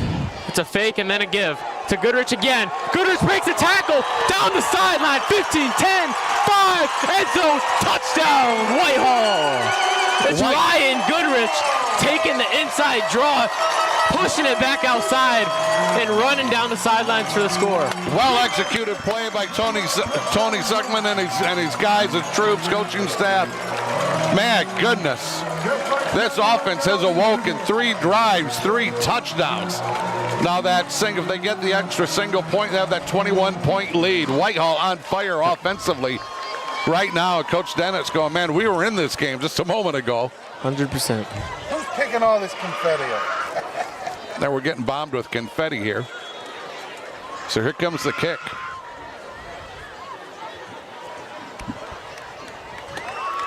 Betts' kick is up and good. So it connects on that PAT after missing on the first one. 28-7 here, 7:35 left to go in the third quarter. And Coach Dennett, they have to regroup and rebound here pretty quickly because Whitehall's gone for not one, not two, but 3 consecutive touchdowns right in a row. And Montague's got to get things, they were in this game here. They were in this game at halftime.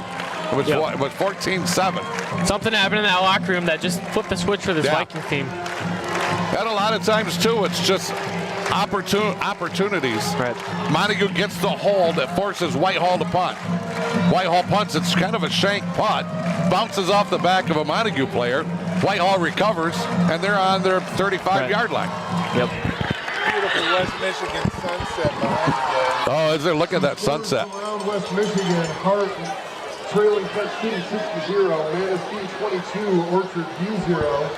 Ludington 17, Oakridge 7. And we got some more scores. Mona Shores 14. Hold on, Byron Center. Well, we got to get to the new ones. Ravenna 42, Shelby 7. Kent City 6, Hart nothing. Newaygo 14, Tri-County 6. Fremont 14, Grant 6. Reed City 12, Maple City Land Lake 7. Big Rapids 35-7 over Chip Hills. Miles?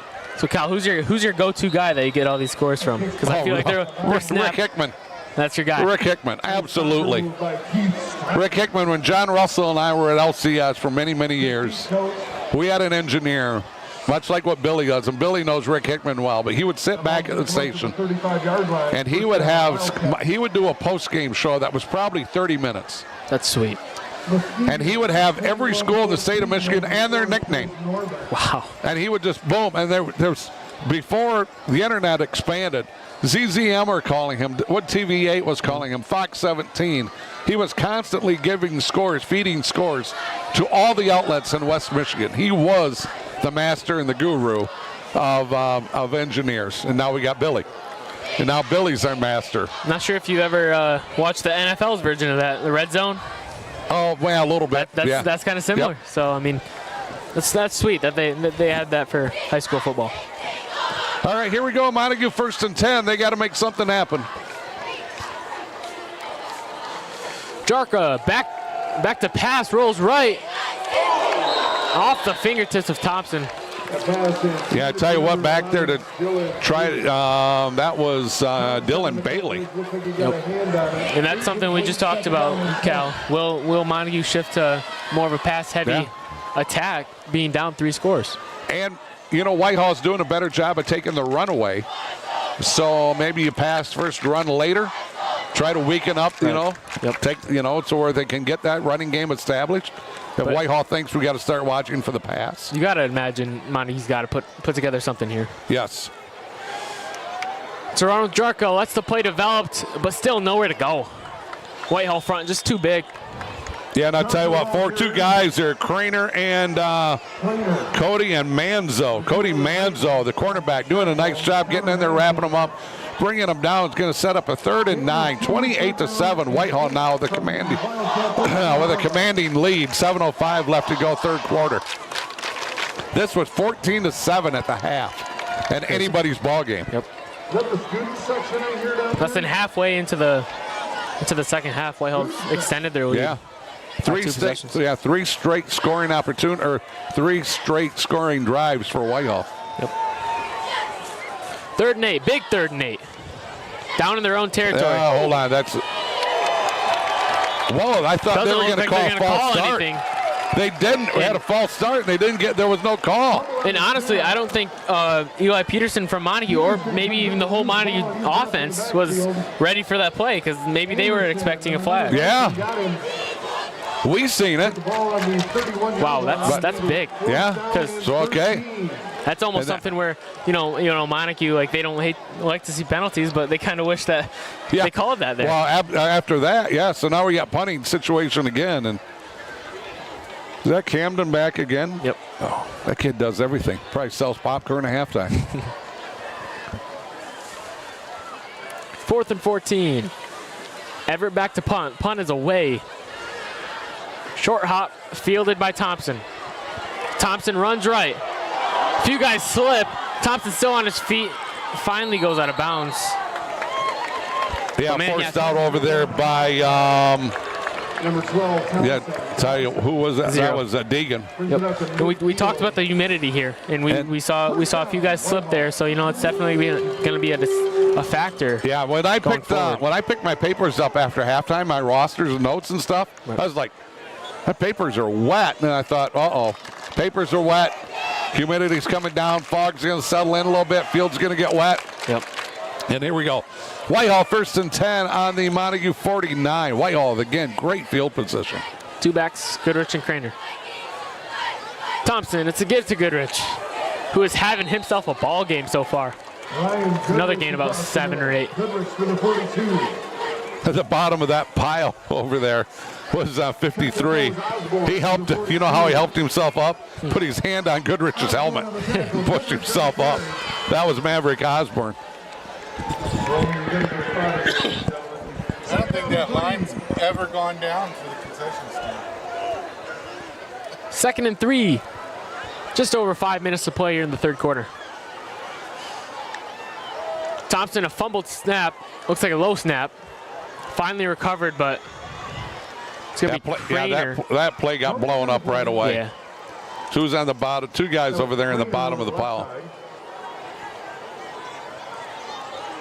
52 and 25 since French and Thoman. I mean, once Craner, took the handoff, there was guys in his face. Yeah. There wasn't really much he could have done there. The ball's getting wet now, so it's going to be a little harder to make good, crisp snaps. Down to 4:30 left to go, 3rd quarter, 28-7, Whitehall. Myles? It's going to be a 3rd and 3. It's a turnaround give to Goodrich. Goodrich fights up the middle, picks up a crucial 3rd down that keeps this Viking drive alive, and Goodrich just kept the feet moving. I think he was met by Deegan, and Deegan went high to tackle him, and Goodrich is going, I have too much leg strength for a high tackle. You're not going to bring me down that way. An easy 7, if not more, yards after initial contact by Deegan. Good power running by him. Another great quality drive, and Whitehall's offensive line doing a really nice job. Yep. And Goodrich is a guy who wrestles as well, and you often see great football players play wrestling. And Thompson takes the hole and finds the end zone for another Viking touchdown. 25 yards on that one off that 1st and 10. My goodness, this has quickly turned into a rout. And you never would have thought that at halftime at all, because this was a slugfest in the first half. And we now have Whitehall. If they get the PAT, they're going to go up 28 points. This was 14-7 at the half, and Whitehall scored with no time left. And Cal, at halftime, it looked like a Montague Whitehall game from the 2010s. Okay. And now it's looking like a 2020s Whitehall Montague game. Kick is up, and it's good. So that's going to make it Whitehall now 35-7 over top of Montague. And I'll tell you what, you're going to have to help me with this, because they got a couple subs on that offensive line.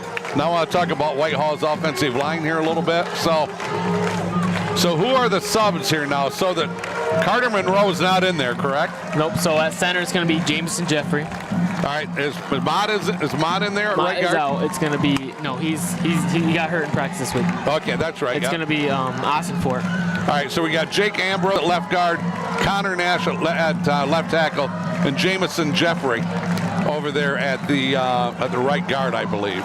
So nice job by them. Great job by this offensive line. They struggled a little bit early, but they have really rallied here. Kind of started to rally through that 2nd quarter and then into this 3rd quarter. They have really rallied. They've done a nice job of opening up some holes. Yep, and Cal, there's obviously a ton of football left, but it almost, just the atmosphere and the environment that this place is holding right now, it almost feels like Whitehall put the nail in the coffin there. Well, that drive. certainly, I tell you what, they got it queued up, do they not? They've got it started. They're just waiting a few more taps to finally bury the nail. And Montague, there's been crazier things that have happened, but they desperately need to make something happen on this drive, because right now Whitehall has all the momentum. Big crowd here tonight. They got everything going their way. Whitehall needs to answer somehow. Kick is deep and recovered. It's going to be Francis on the return. Great tackling by this coverage team. And a flag is gone. That might be a little bit, that might be a personal foul that came late on Whitehall, but I'm not sure. I've seen the Montague kid get flipped by Whitehall, but we don't know what happened before that. So it's going to be a personal foul though from where it happened. Let's just see where it's at. Personal foul is on Whitehall. So we don't know if something happened before to make that happen, but we do know that it's going to be a personal foul here on Whitehall. I want to welcome in a good friend of mine by the name of Jerry Lind. You're a longtime pilot, flew private jets. Oh, wow. Yeah, great guy. He's in my Tuesday night men's group. You name it, he flew it. From helicopters to jets, he flew everything. Here we go, Montague, 1st and 10. They got their work cut out for him. It's going to be Jarka taking the snaps here. It's going to be a give to Fellman, it looks like. Yeah, and I'll tell you what, great defensive stop that time by that Whitehall line, leading the charge there for them on the bottom of the pile. It's Goodrich, and he had a lot of help on top, but Goodrich doing a nice job getting there first. 3:22 left to go, third quarter. Whitehall 35, Montague 7. Montague with the ball driving here to the north. Desperately need to make something happen, and I'll tell you, Whitehall offensively, defensively, it took them a while to get going, but they're going, and they're in overdrive now. Oh, yeah. 2nd and 9. Jarka back to pass. It's a screen out wide. And I tell you what, the pass was a little low. The receiver had to go down on his knees, which just means it's a dead ball, and they actually lost the yardage on it. And I'm no coach, obviously, Cal, but I feel like that screen was just a little too out wide. You know, the pass could have been better, but, I mean, again, that's a tough pass to make. Yeah. I feel like if the receiver was a little bit more in the slot, it definitely could have done damage there. Yep, and if you get that block, and then you gotta catch it without going down, and then you need that blocking downfield. So you need a lot of things for that to be a positive play. But in reality, every play in football, you need a lot of things to happen. Yep. It's gonna be 3rd and 12, and a crucial down for Montague if they want to stay in this football game. Jarka drops back to pass, looks to his left, jumps up into the pocket. He's going to try to take it for himself, breaks a tackle, gets to the outside, and it's going to be a 1st down Montague, but there is a flag. And this is a prime time for a holding call. And he's down. Jarka's down, I think, because he kind of got horse collared. He got horse collared. Where's the flag at? It's going to be holding. It's going to replay 3rd down, I believe. Holding will be the call. Yeah, that was a very, very high tackle. So I didn't know if they were going to call something or not. I saw the flag come out during the run. So all right, okay, good. I was watching the run. Yep. And Jarka's down. He's getting he's got a cramp, so that's good. And we never want to cramp, but that's better than something else. Down to 2:01 left to go here. Clock is stopped for the cramp here by Jarka over on that far sideline. Whitehall 35 and Montague 7. If you're just joining us, you're going to go, oh, wow, they're putting the hammer to him. No, that wasn't the case here in the first half. This was 7-7. This was 7-6. And Montague scores on a pass into the end zone to make it 14-7 going into halftime. And we're going to get, because Jarka's almost on the field, we're going to get a quick timeout by the officials. So, Billy, what do you want to take a quick timeout or leave it here? We'll take a quick timeout. We'll send it over to Billy. You're listening to High School Football, KLLB Media. We'll be back in 30 seconds. Muskegon is awesome because you get a little bit of everything. We're right here we're close to the lake. We're right here, so our views are awesome. We have the city that's coming up it's building up within the city. A lot of new businesses, a lot of new buildings being built. If you want a little bit of the country scene, we still have that, but yet you're 5 minutes away from, a shopping place or, groceries, but still can be secluded a little bit from, if you're not liking the city life, you go out to Fruitport and get a little country style, but yet, you got everything right here.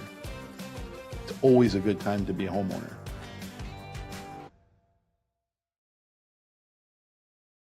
And we're back here live, Whitehall 35 and Montague 7.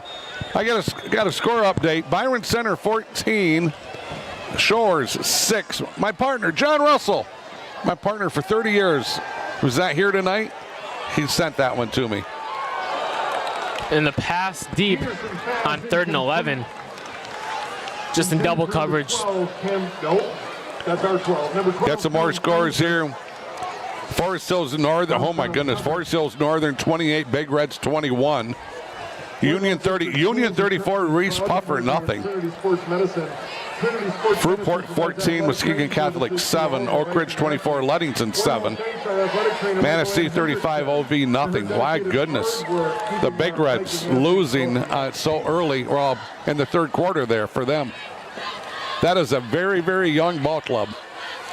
Yep. Punting situation. 4th and 11, punt is away from Everett. Thompson moving to his right, takes the ball off the hop, and looking to do damage. Looking and just finally goes down with too many Wildcats in his face. Yeah, good decision by him. He had nothing, just sits down. Tell you what, a quick shout out to Christian Subdon and his staff for setting us up here very nicely. We're up on top of the press box, and Christian, had been a teacher educator here for a long time, still here, but now assumed the role as athletic director, boys basketball coach, varsity coach, and wins a lot of ball games. Good coach, good person. We appreciate Christian and the staff. The grounds crew here, I walked the field earlier. Beautiful, and it's been hard to keep grass green in this weather. Kudos to the grounds crew also. Wales going to take over. It's going to be Craner up the middle with a burst of energy. Keeps his feet moving, and that's going to be a big gain that pushes this Whitehall offense across midfield. That's like a 30-yard gain just like that. Whitehall's feeling it. They are feeling it, are they not? They have everything going their way right now. Jeffrey, I think, was the one that was on that stop. If they can punch this, and you know they want to get this in. Yep. They want to get this to a 35-point game.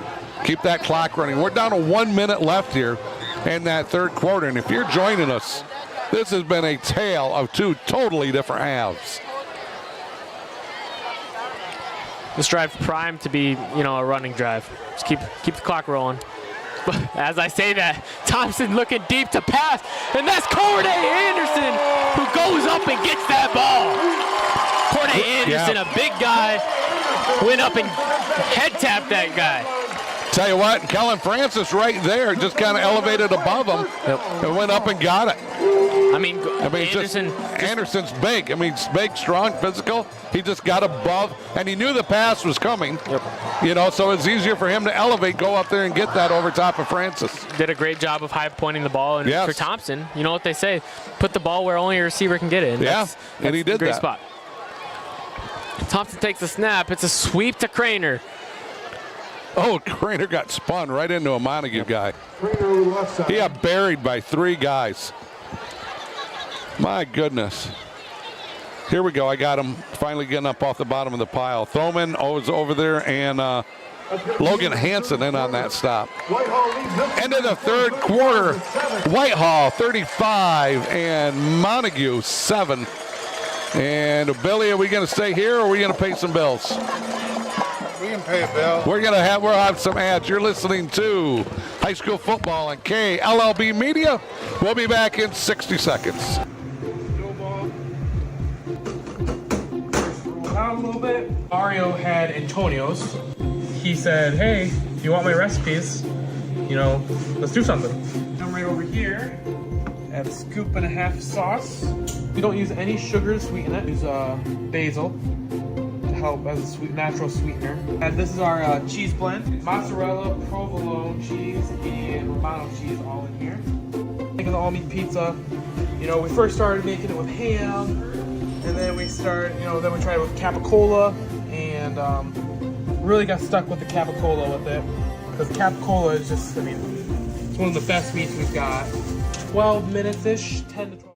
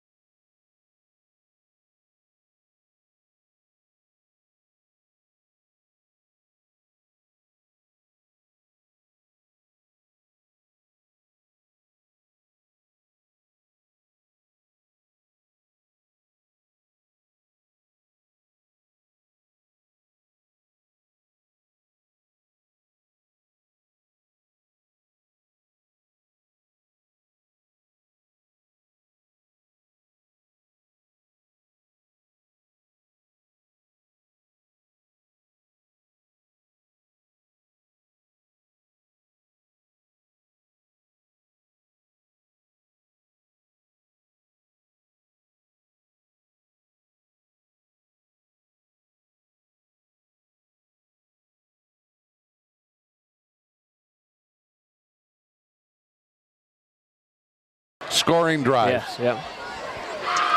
Wow, that's my math. Not, double not, Gazinka, Yep. carry, boom, boom. Yep, there are 5. That's way before you, isn't it? People listening at my age back home, they're going, I get you. I get you, Van Singel. Yeah, that was the Beverly Hillbillies and Gazintas and knots, not, double not. You never even heard of the Beverly Hillbillies, have you? I have not. I got to go along with it, though. Yep, I know. I've watched that. Yeah. Youth of America. You know who John Wayne is? John Wayne. No. Oh, boy. America's doomed. Billy knows who John Wayne is. One of the greatest actors of all times. Way, way, way before your time. All right, here, let's see. Whitehall's going to kick off, and nice kick. Off the hop. Jeez, they can't get a break in. Francis. And he has to return it, and he's down by a great coverage job by this Whitehall kicking team. Yeah, in on that stop over there for Whitehall is number 5, and I'll tell you what, English, he just blew. Montague never had a chance to get that going. I think it bounced in front of the return guy, bounced over his head. He had to go back and get it. And it just, so your timing's all off. Yeah. And yeah, everything that could go wrong for Montague has, and everything that could go right for Whitehall has. Exactly. And it's just, this game is going to be a lot closer than what people realize, especially that first half. I mean, Montague now has to go 95 yards. Right. On the field will be a personal foul against the Vikings. Well, Okay, Whitehall, so it's going to be about 80 yards. Yeah, they've had some penalties. That's their second personal foul this half. You know, when you have a rivalry game, it gets chippy. You know, it gets chippy. Yep.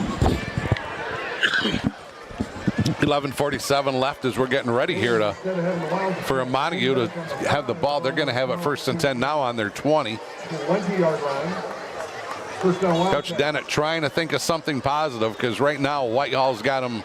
They've got them figured out offensively, defensively, and Montague's had a couple bad bounces that just went against them, and that's not. They're hard to overcome too. And Cal, their MO is run the rock, but Yes. in a game like this, they can't really afford to do that. No, I'll tell you what, there was a late hit that just got Montague had a late hit they just got away with. No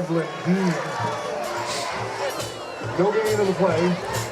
Second down and 10. Man, that was that could have been seen one of those earlier at Mona Shores game probably about 10 years ago, and the kid had his knee blew up off a late hit. Wow. And it was a college-bound player. Been kind of dominating through the game, and the other opponents, one of their guys was getting tired of getting hit so hard, and he blew him up in a pile late. It's another give. Yeah, kind of right up the middle. Really didn't go anywhere. Find out who's on the bottom of the pile. It's a big man who's down there. At number 52 for them. And that's going to be none other than Ambrose. Yeah, and I get having the run game get them going, but I really don't understand. You know, I mean, you're down in your own territory, and it's 3rd down again. Yeah, I'm going to set up 3rd and about 8.5, maybe even closer to 9. So, yeah, it's just been tough sledding here this whole second half here for Montague. Things just have not gone their way. They were dominant in the first half running. They've had a struggle running here in the second half. We're going to have Peterson take the snap here to assume a passing down. Yep. Peterson dropped back to pass. It's a screen route across the middle. It's Francis who makes a man miss, and I think he's going to pick up the 1st down. He's going to. Nice play by Francis right there. I think it was Morningstar in on that stop.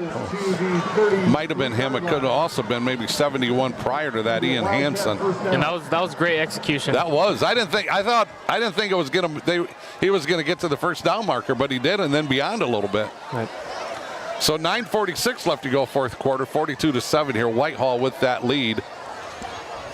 And Whitehall desperately, they just need to string out a couple of 1st downs, try to get some positive yardage, maybe try to get a score, but it's been elusive here in the second half. I don't know about you guys. Peterson give to Thoman. Nothing. What's that, Billy? Scrimmage. I don't know about you guys, but I'm heading to Taco Bell after this. Billy's going to Taco Bell. I'm going to This Twisters. one in town. Good luck. Good luck, he says.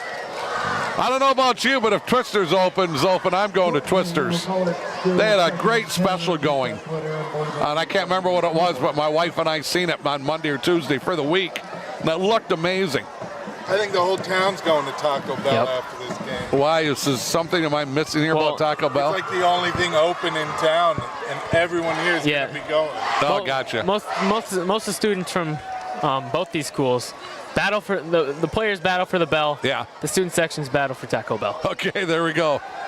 Peterson drops back to pass, just over the head of a Vikings defender and into the lap of Kellen Francis. He caught it. Yep. Oh, okay, gotcha. But he said just over the head. I thought, my bad. My bad. Byron Center now 14, Mona Shores 13. Big Reds 28, Forest Hills Northern 28. Thank you, John.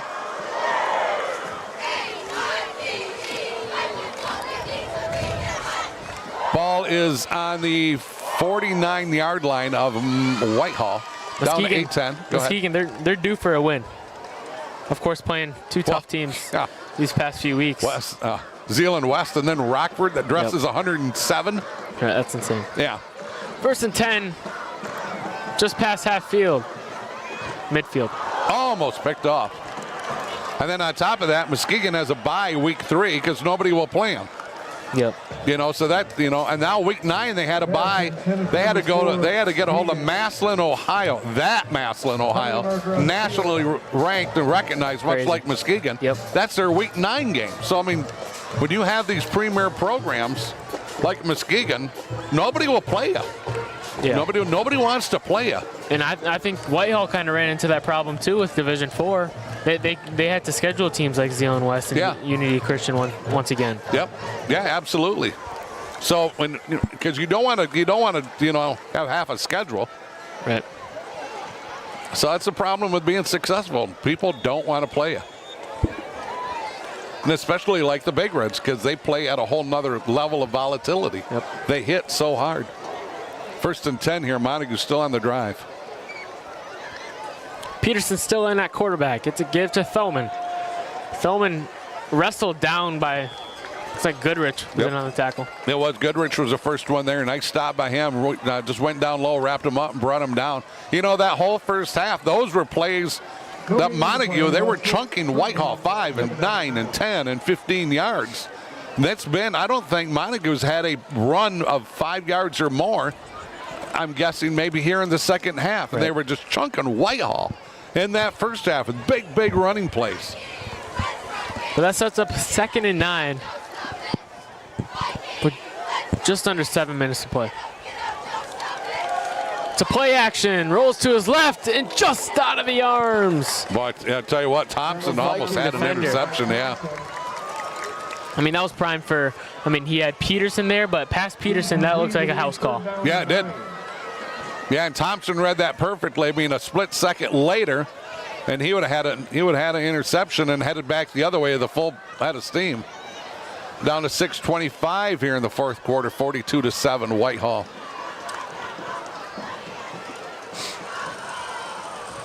So you guys go to Taco Bell. I'm gonna go to Twisters if it's open.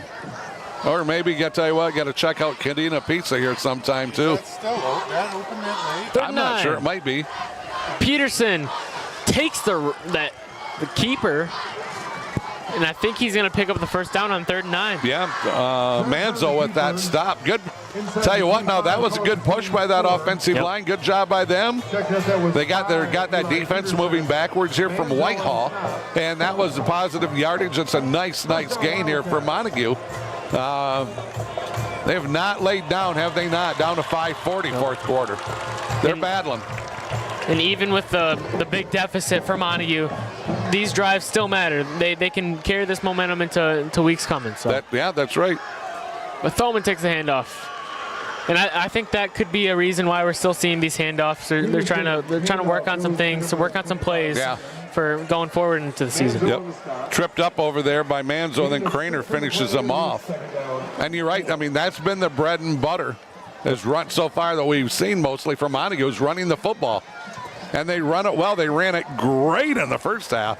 My gosh, they were just running the ball down Whitehall's throat, but Whitehall has really adjusted well here in the second half. It's a gift to Dean. That got blown up right away, did it not? I think that was 3 over there. Nate Betts on the bottom of that pile. Oak Ridge 31, Ludington 7, Ravenna 49, Shelby 14. That fan is brave right there. That's like me going to a Jets game. Why, has he got Montague gear on? Yeah, on the Whitehall side. It's going to be 3rd and 5. 2 plays to pick up the first down here for Montague. Kept it. Oh, that's a big hit. It's going to be Craner. Tell you what, first guy there is Goodrich. Then Gavin Craner, senior, that defensive end, came in there and lit him up. I tell you what, he popped right back up. So down to 4 minutes. And Cal, this is just a great example of both communities, Whitehall and Montague. Even in a 42-7 ball game, fans are still here. They're still live, and they're supporting their guys. Absolutely. A lot of people still left on the grassy knoll. The stands are full. See if Montague can punch this one in here. It's going to be 4th and 4. It's a rollout pass for Peterson.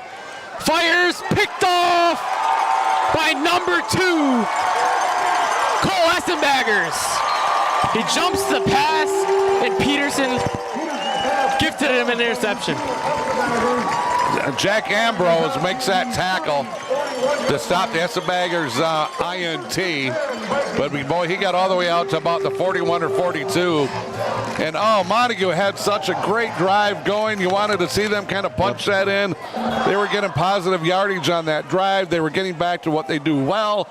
And then the pick. And once again, another turnover. You know, it just a game of 2 totally different halves. And now it's going to be Essenbaggers, who's a junior, that is more than likely going to take over the quarterback position next season. Yeah. Getting some reps in. Christian Subdon is saying, please get Camden Thompson out of there. And it's an end-around sweep to Peterson, I believe. Yep, Hunter Peterson. Okay. Solid gain, about 4 or 5. First guy on that stop, I got to get a number. Looked like it was 26. His jersey's all messed up. So Whitehall brings out their second unit to finish out this game. Yeah, you don't need your starters going down now. 2:30 left to go as the clock just sits here and continues to run. And I think you're just going to see running plays from Coach Sigmund. It's going to be a new back, Max Trukowski. Keequam with the sweep. Keequam finds a corner. Oh, and a big hit out of bounds. Woo! But not before, I believe, Keequam's going to pick up the first down. Yeah, that's Deegan. Talon Deegan, that senior defensive back. But Keequam had a good run, but he paid for it at the end. Big hit there. Big hit by Deegan. Going to set up a first down, 1st and 10. 42-7 Whitehall. We're down to 1:45 here in the 4th quarter. And Cal, this shows how dynamic and how deep of talent Whitehall has. Yeah. They're putting in their second unit, and they're still picking up first downs. Keequam with motion. It's gonna be a gift to Krukowski. Met at the line of scrimmage. That went nowhere. Good job defensively by the guys that are up front there. 66 in on that stop. That's Braylon Van Singel. Good job by him getting in there, wrapping them up, going low, bringing them down. Down to 112, 110. It's going to be a 2nd and 9. A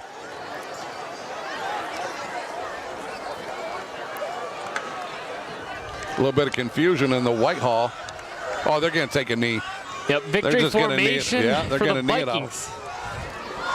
And for the 4th straight season, Whitehall takes care of business this year, being on their home turf. They will have the bell. These seniors will have never lost the bell. They will have that bell for all 4 years. Nice, classy move by Tony here, just to take that knee, not to run another play. And the "We Will Win" student section chant from the Viking side. lives on. Yes, it does. So that's going to be the end of this one here. The clock is running down. The Whitehall Vikings 42, the Montague Wildcats 7. And closing thoughts here, Mylan. Yep. So it's really an interesting game, right? The first half was so competitive. I mean, I honestly, even going to Whitehall, I mean, I was sitting here thinking, man, are we going to lose the bell? Yeah. For the first time in my high school career. Yep. So it's really interesting to see how Coach Sigmund and all the staff went into the locker room and really pumped those guys up, or even if just that touchdown before half carried the momentum over. Yeah, and I'm with you. I mean, somebody's going to read this and say, "Wow, this was a blowout." No, it wasn't. Right. It was 14 to 7 at the half. And Montague scored as time was running out, the 2-point conversion to get it to 14. Like you said earlier, Montague pretty much had the lead throughout that whole second quarter. This is a game of two totally different halves, and it's not going to. The score does not provide justice on how this game ended up playing out. No, sir. Coach, Tony and your staff and Whitehall players, what a second half. I think 5 straight touchdowns. And you came out in that second half, and it helped. You scored going into halftime, and then you come out of halftime and you score, and then you get 3 more scores. That's just amazing for 5 consecutive touchdowns. And for Montague, you came into this game knowing it'd be a tough challenge, a tough feat to come into Whitehall and beat this team who was 1-2 coming into the game, now 2-2. Yeah. But did face some really good teams and got better in those games, I believe. So. Well, they certainly did. And you look at it this way: Montague's a Division 6 school. I'm pretty sure Whitehall's still Division 4. Yep. So they're going to lose a game. But they're not going to get hurt that bad in playoffs. They're going to pick up playoff points because of strength of schedule. And we've seen that 2 years ago, or maybe last year. Montague makes the playoffs at 3-6, and I think Hart at 6-3 or 7-2 doesn't get in. So Montague still at 2-2. You're sitting well. You need a few more wins here to go out. Close out your season. We're not quite halfway there, for sure, but we're getting closer now with 4 games in the books. You need a few more wins to propel yourself to get to 4 wins, maybe 5 wins. You'll get in the playoffs based off of that strength of schedule. And you won't meet schools that have, 100 more, 150 more kids. You're going to meet schools with your enrollment size. Yep. So I'll tell you what, on behalf of some guy named Axel Welch, who was down there providing the video here tonight. Bill. Axel did a great job on camera tonight. Good job, Axel. So that's Myles' brother. Be nice to your younger brother. Oh, I will. I'm the youngest of 6, so I realize that. So on behalf of Axel and Myles, great job again tonight, second game. And Billy Mann and myself. And where are we next Friday? Was that North Muskegon? I know we got a North Muskegon game coming up. Is it North Muskegon Hart? Do you have it there? North Muskegon Hart, yep. North Muskegon Hart next Friday? Yeah. All right, so we will be at North Muskegon. John and Cal. And John and Myles Cal will be on production, and I'll be on camera. You'll be on camera. Awesome. So I tell you what, everybody, thank you so much for listening to the video, the audio. If we had any hiccups, I'm sorry. When you got to go to streaming and the web and this whole crazy world that Billy lives in, you just never really know what's always going to happen. And our sponsors, we got to salute them one more time. Hanson Hill Waterfront Grill, Twister's Ice Cream, Cadena Brothers, help me. VanDyk Mortgage, Lakeshore 131. VanDyk Mortgage, and some place called Bill's Golden Cards and Collectables with a big card show. Trade night tomorrow night, 6 p.m. at Bill's. Am I missing anybody? Cadena, I think I started out with Cadena Pizza. And the man himself, Mr. Mario Flores. Mario. Yes, shout out to Mario. So once again here, Whitehall 42, Montague 7. This game was closer than the score predicts. I'm Cal Van Singel. Thank you, everybody, for tuning in. Have a blessed week.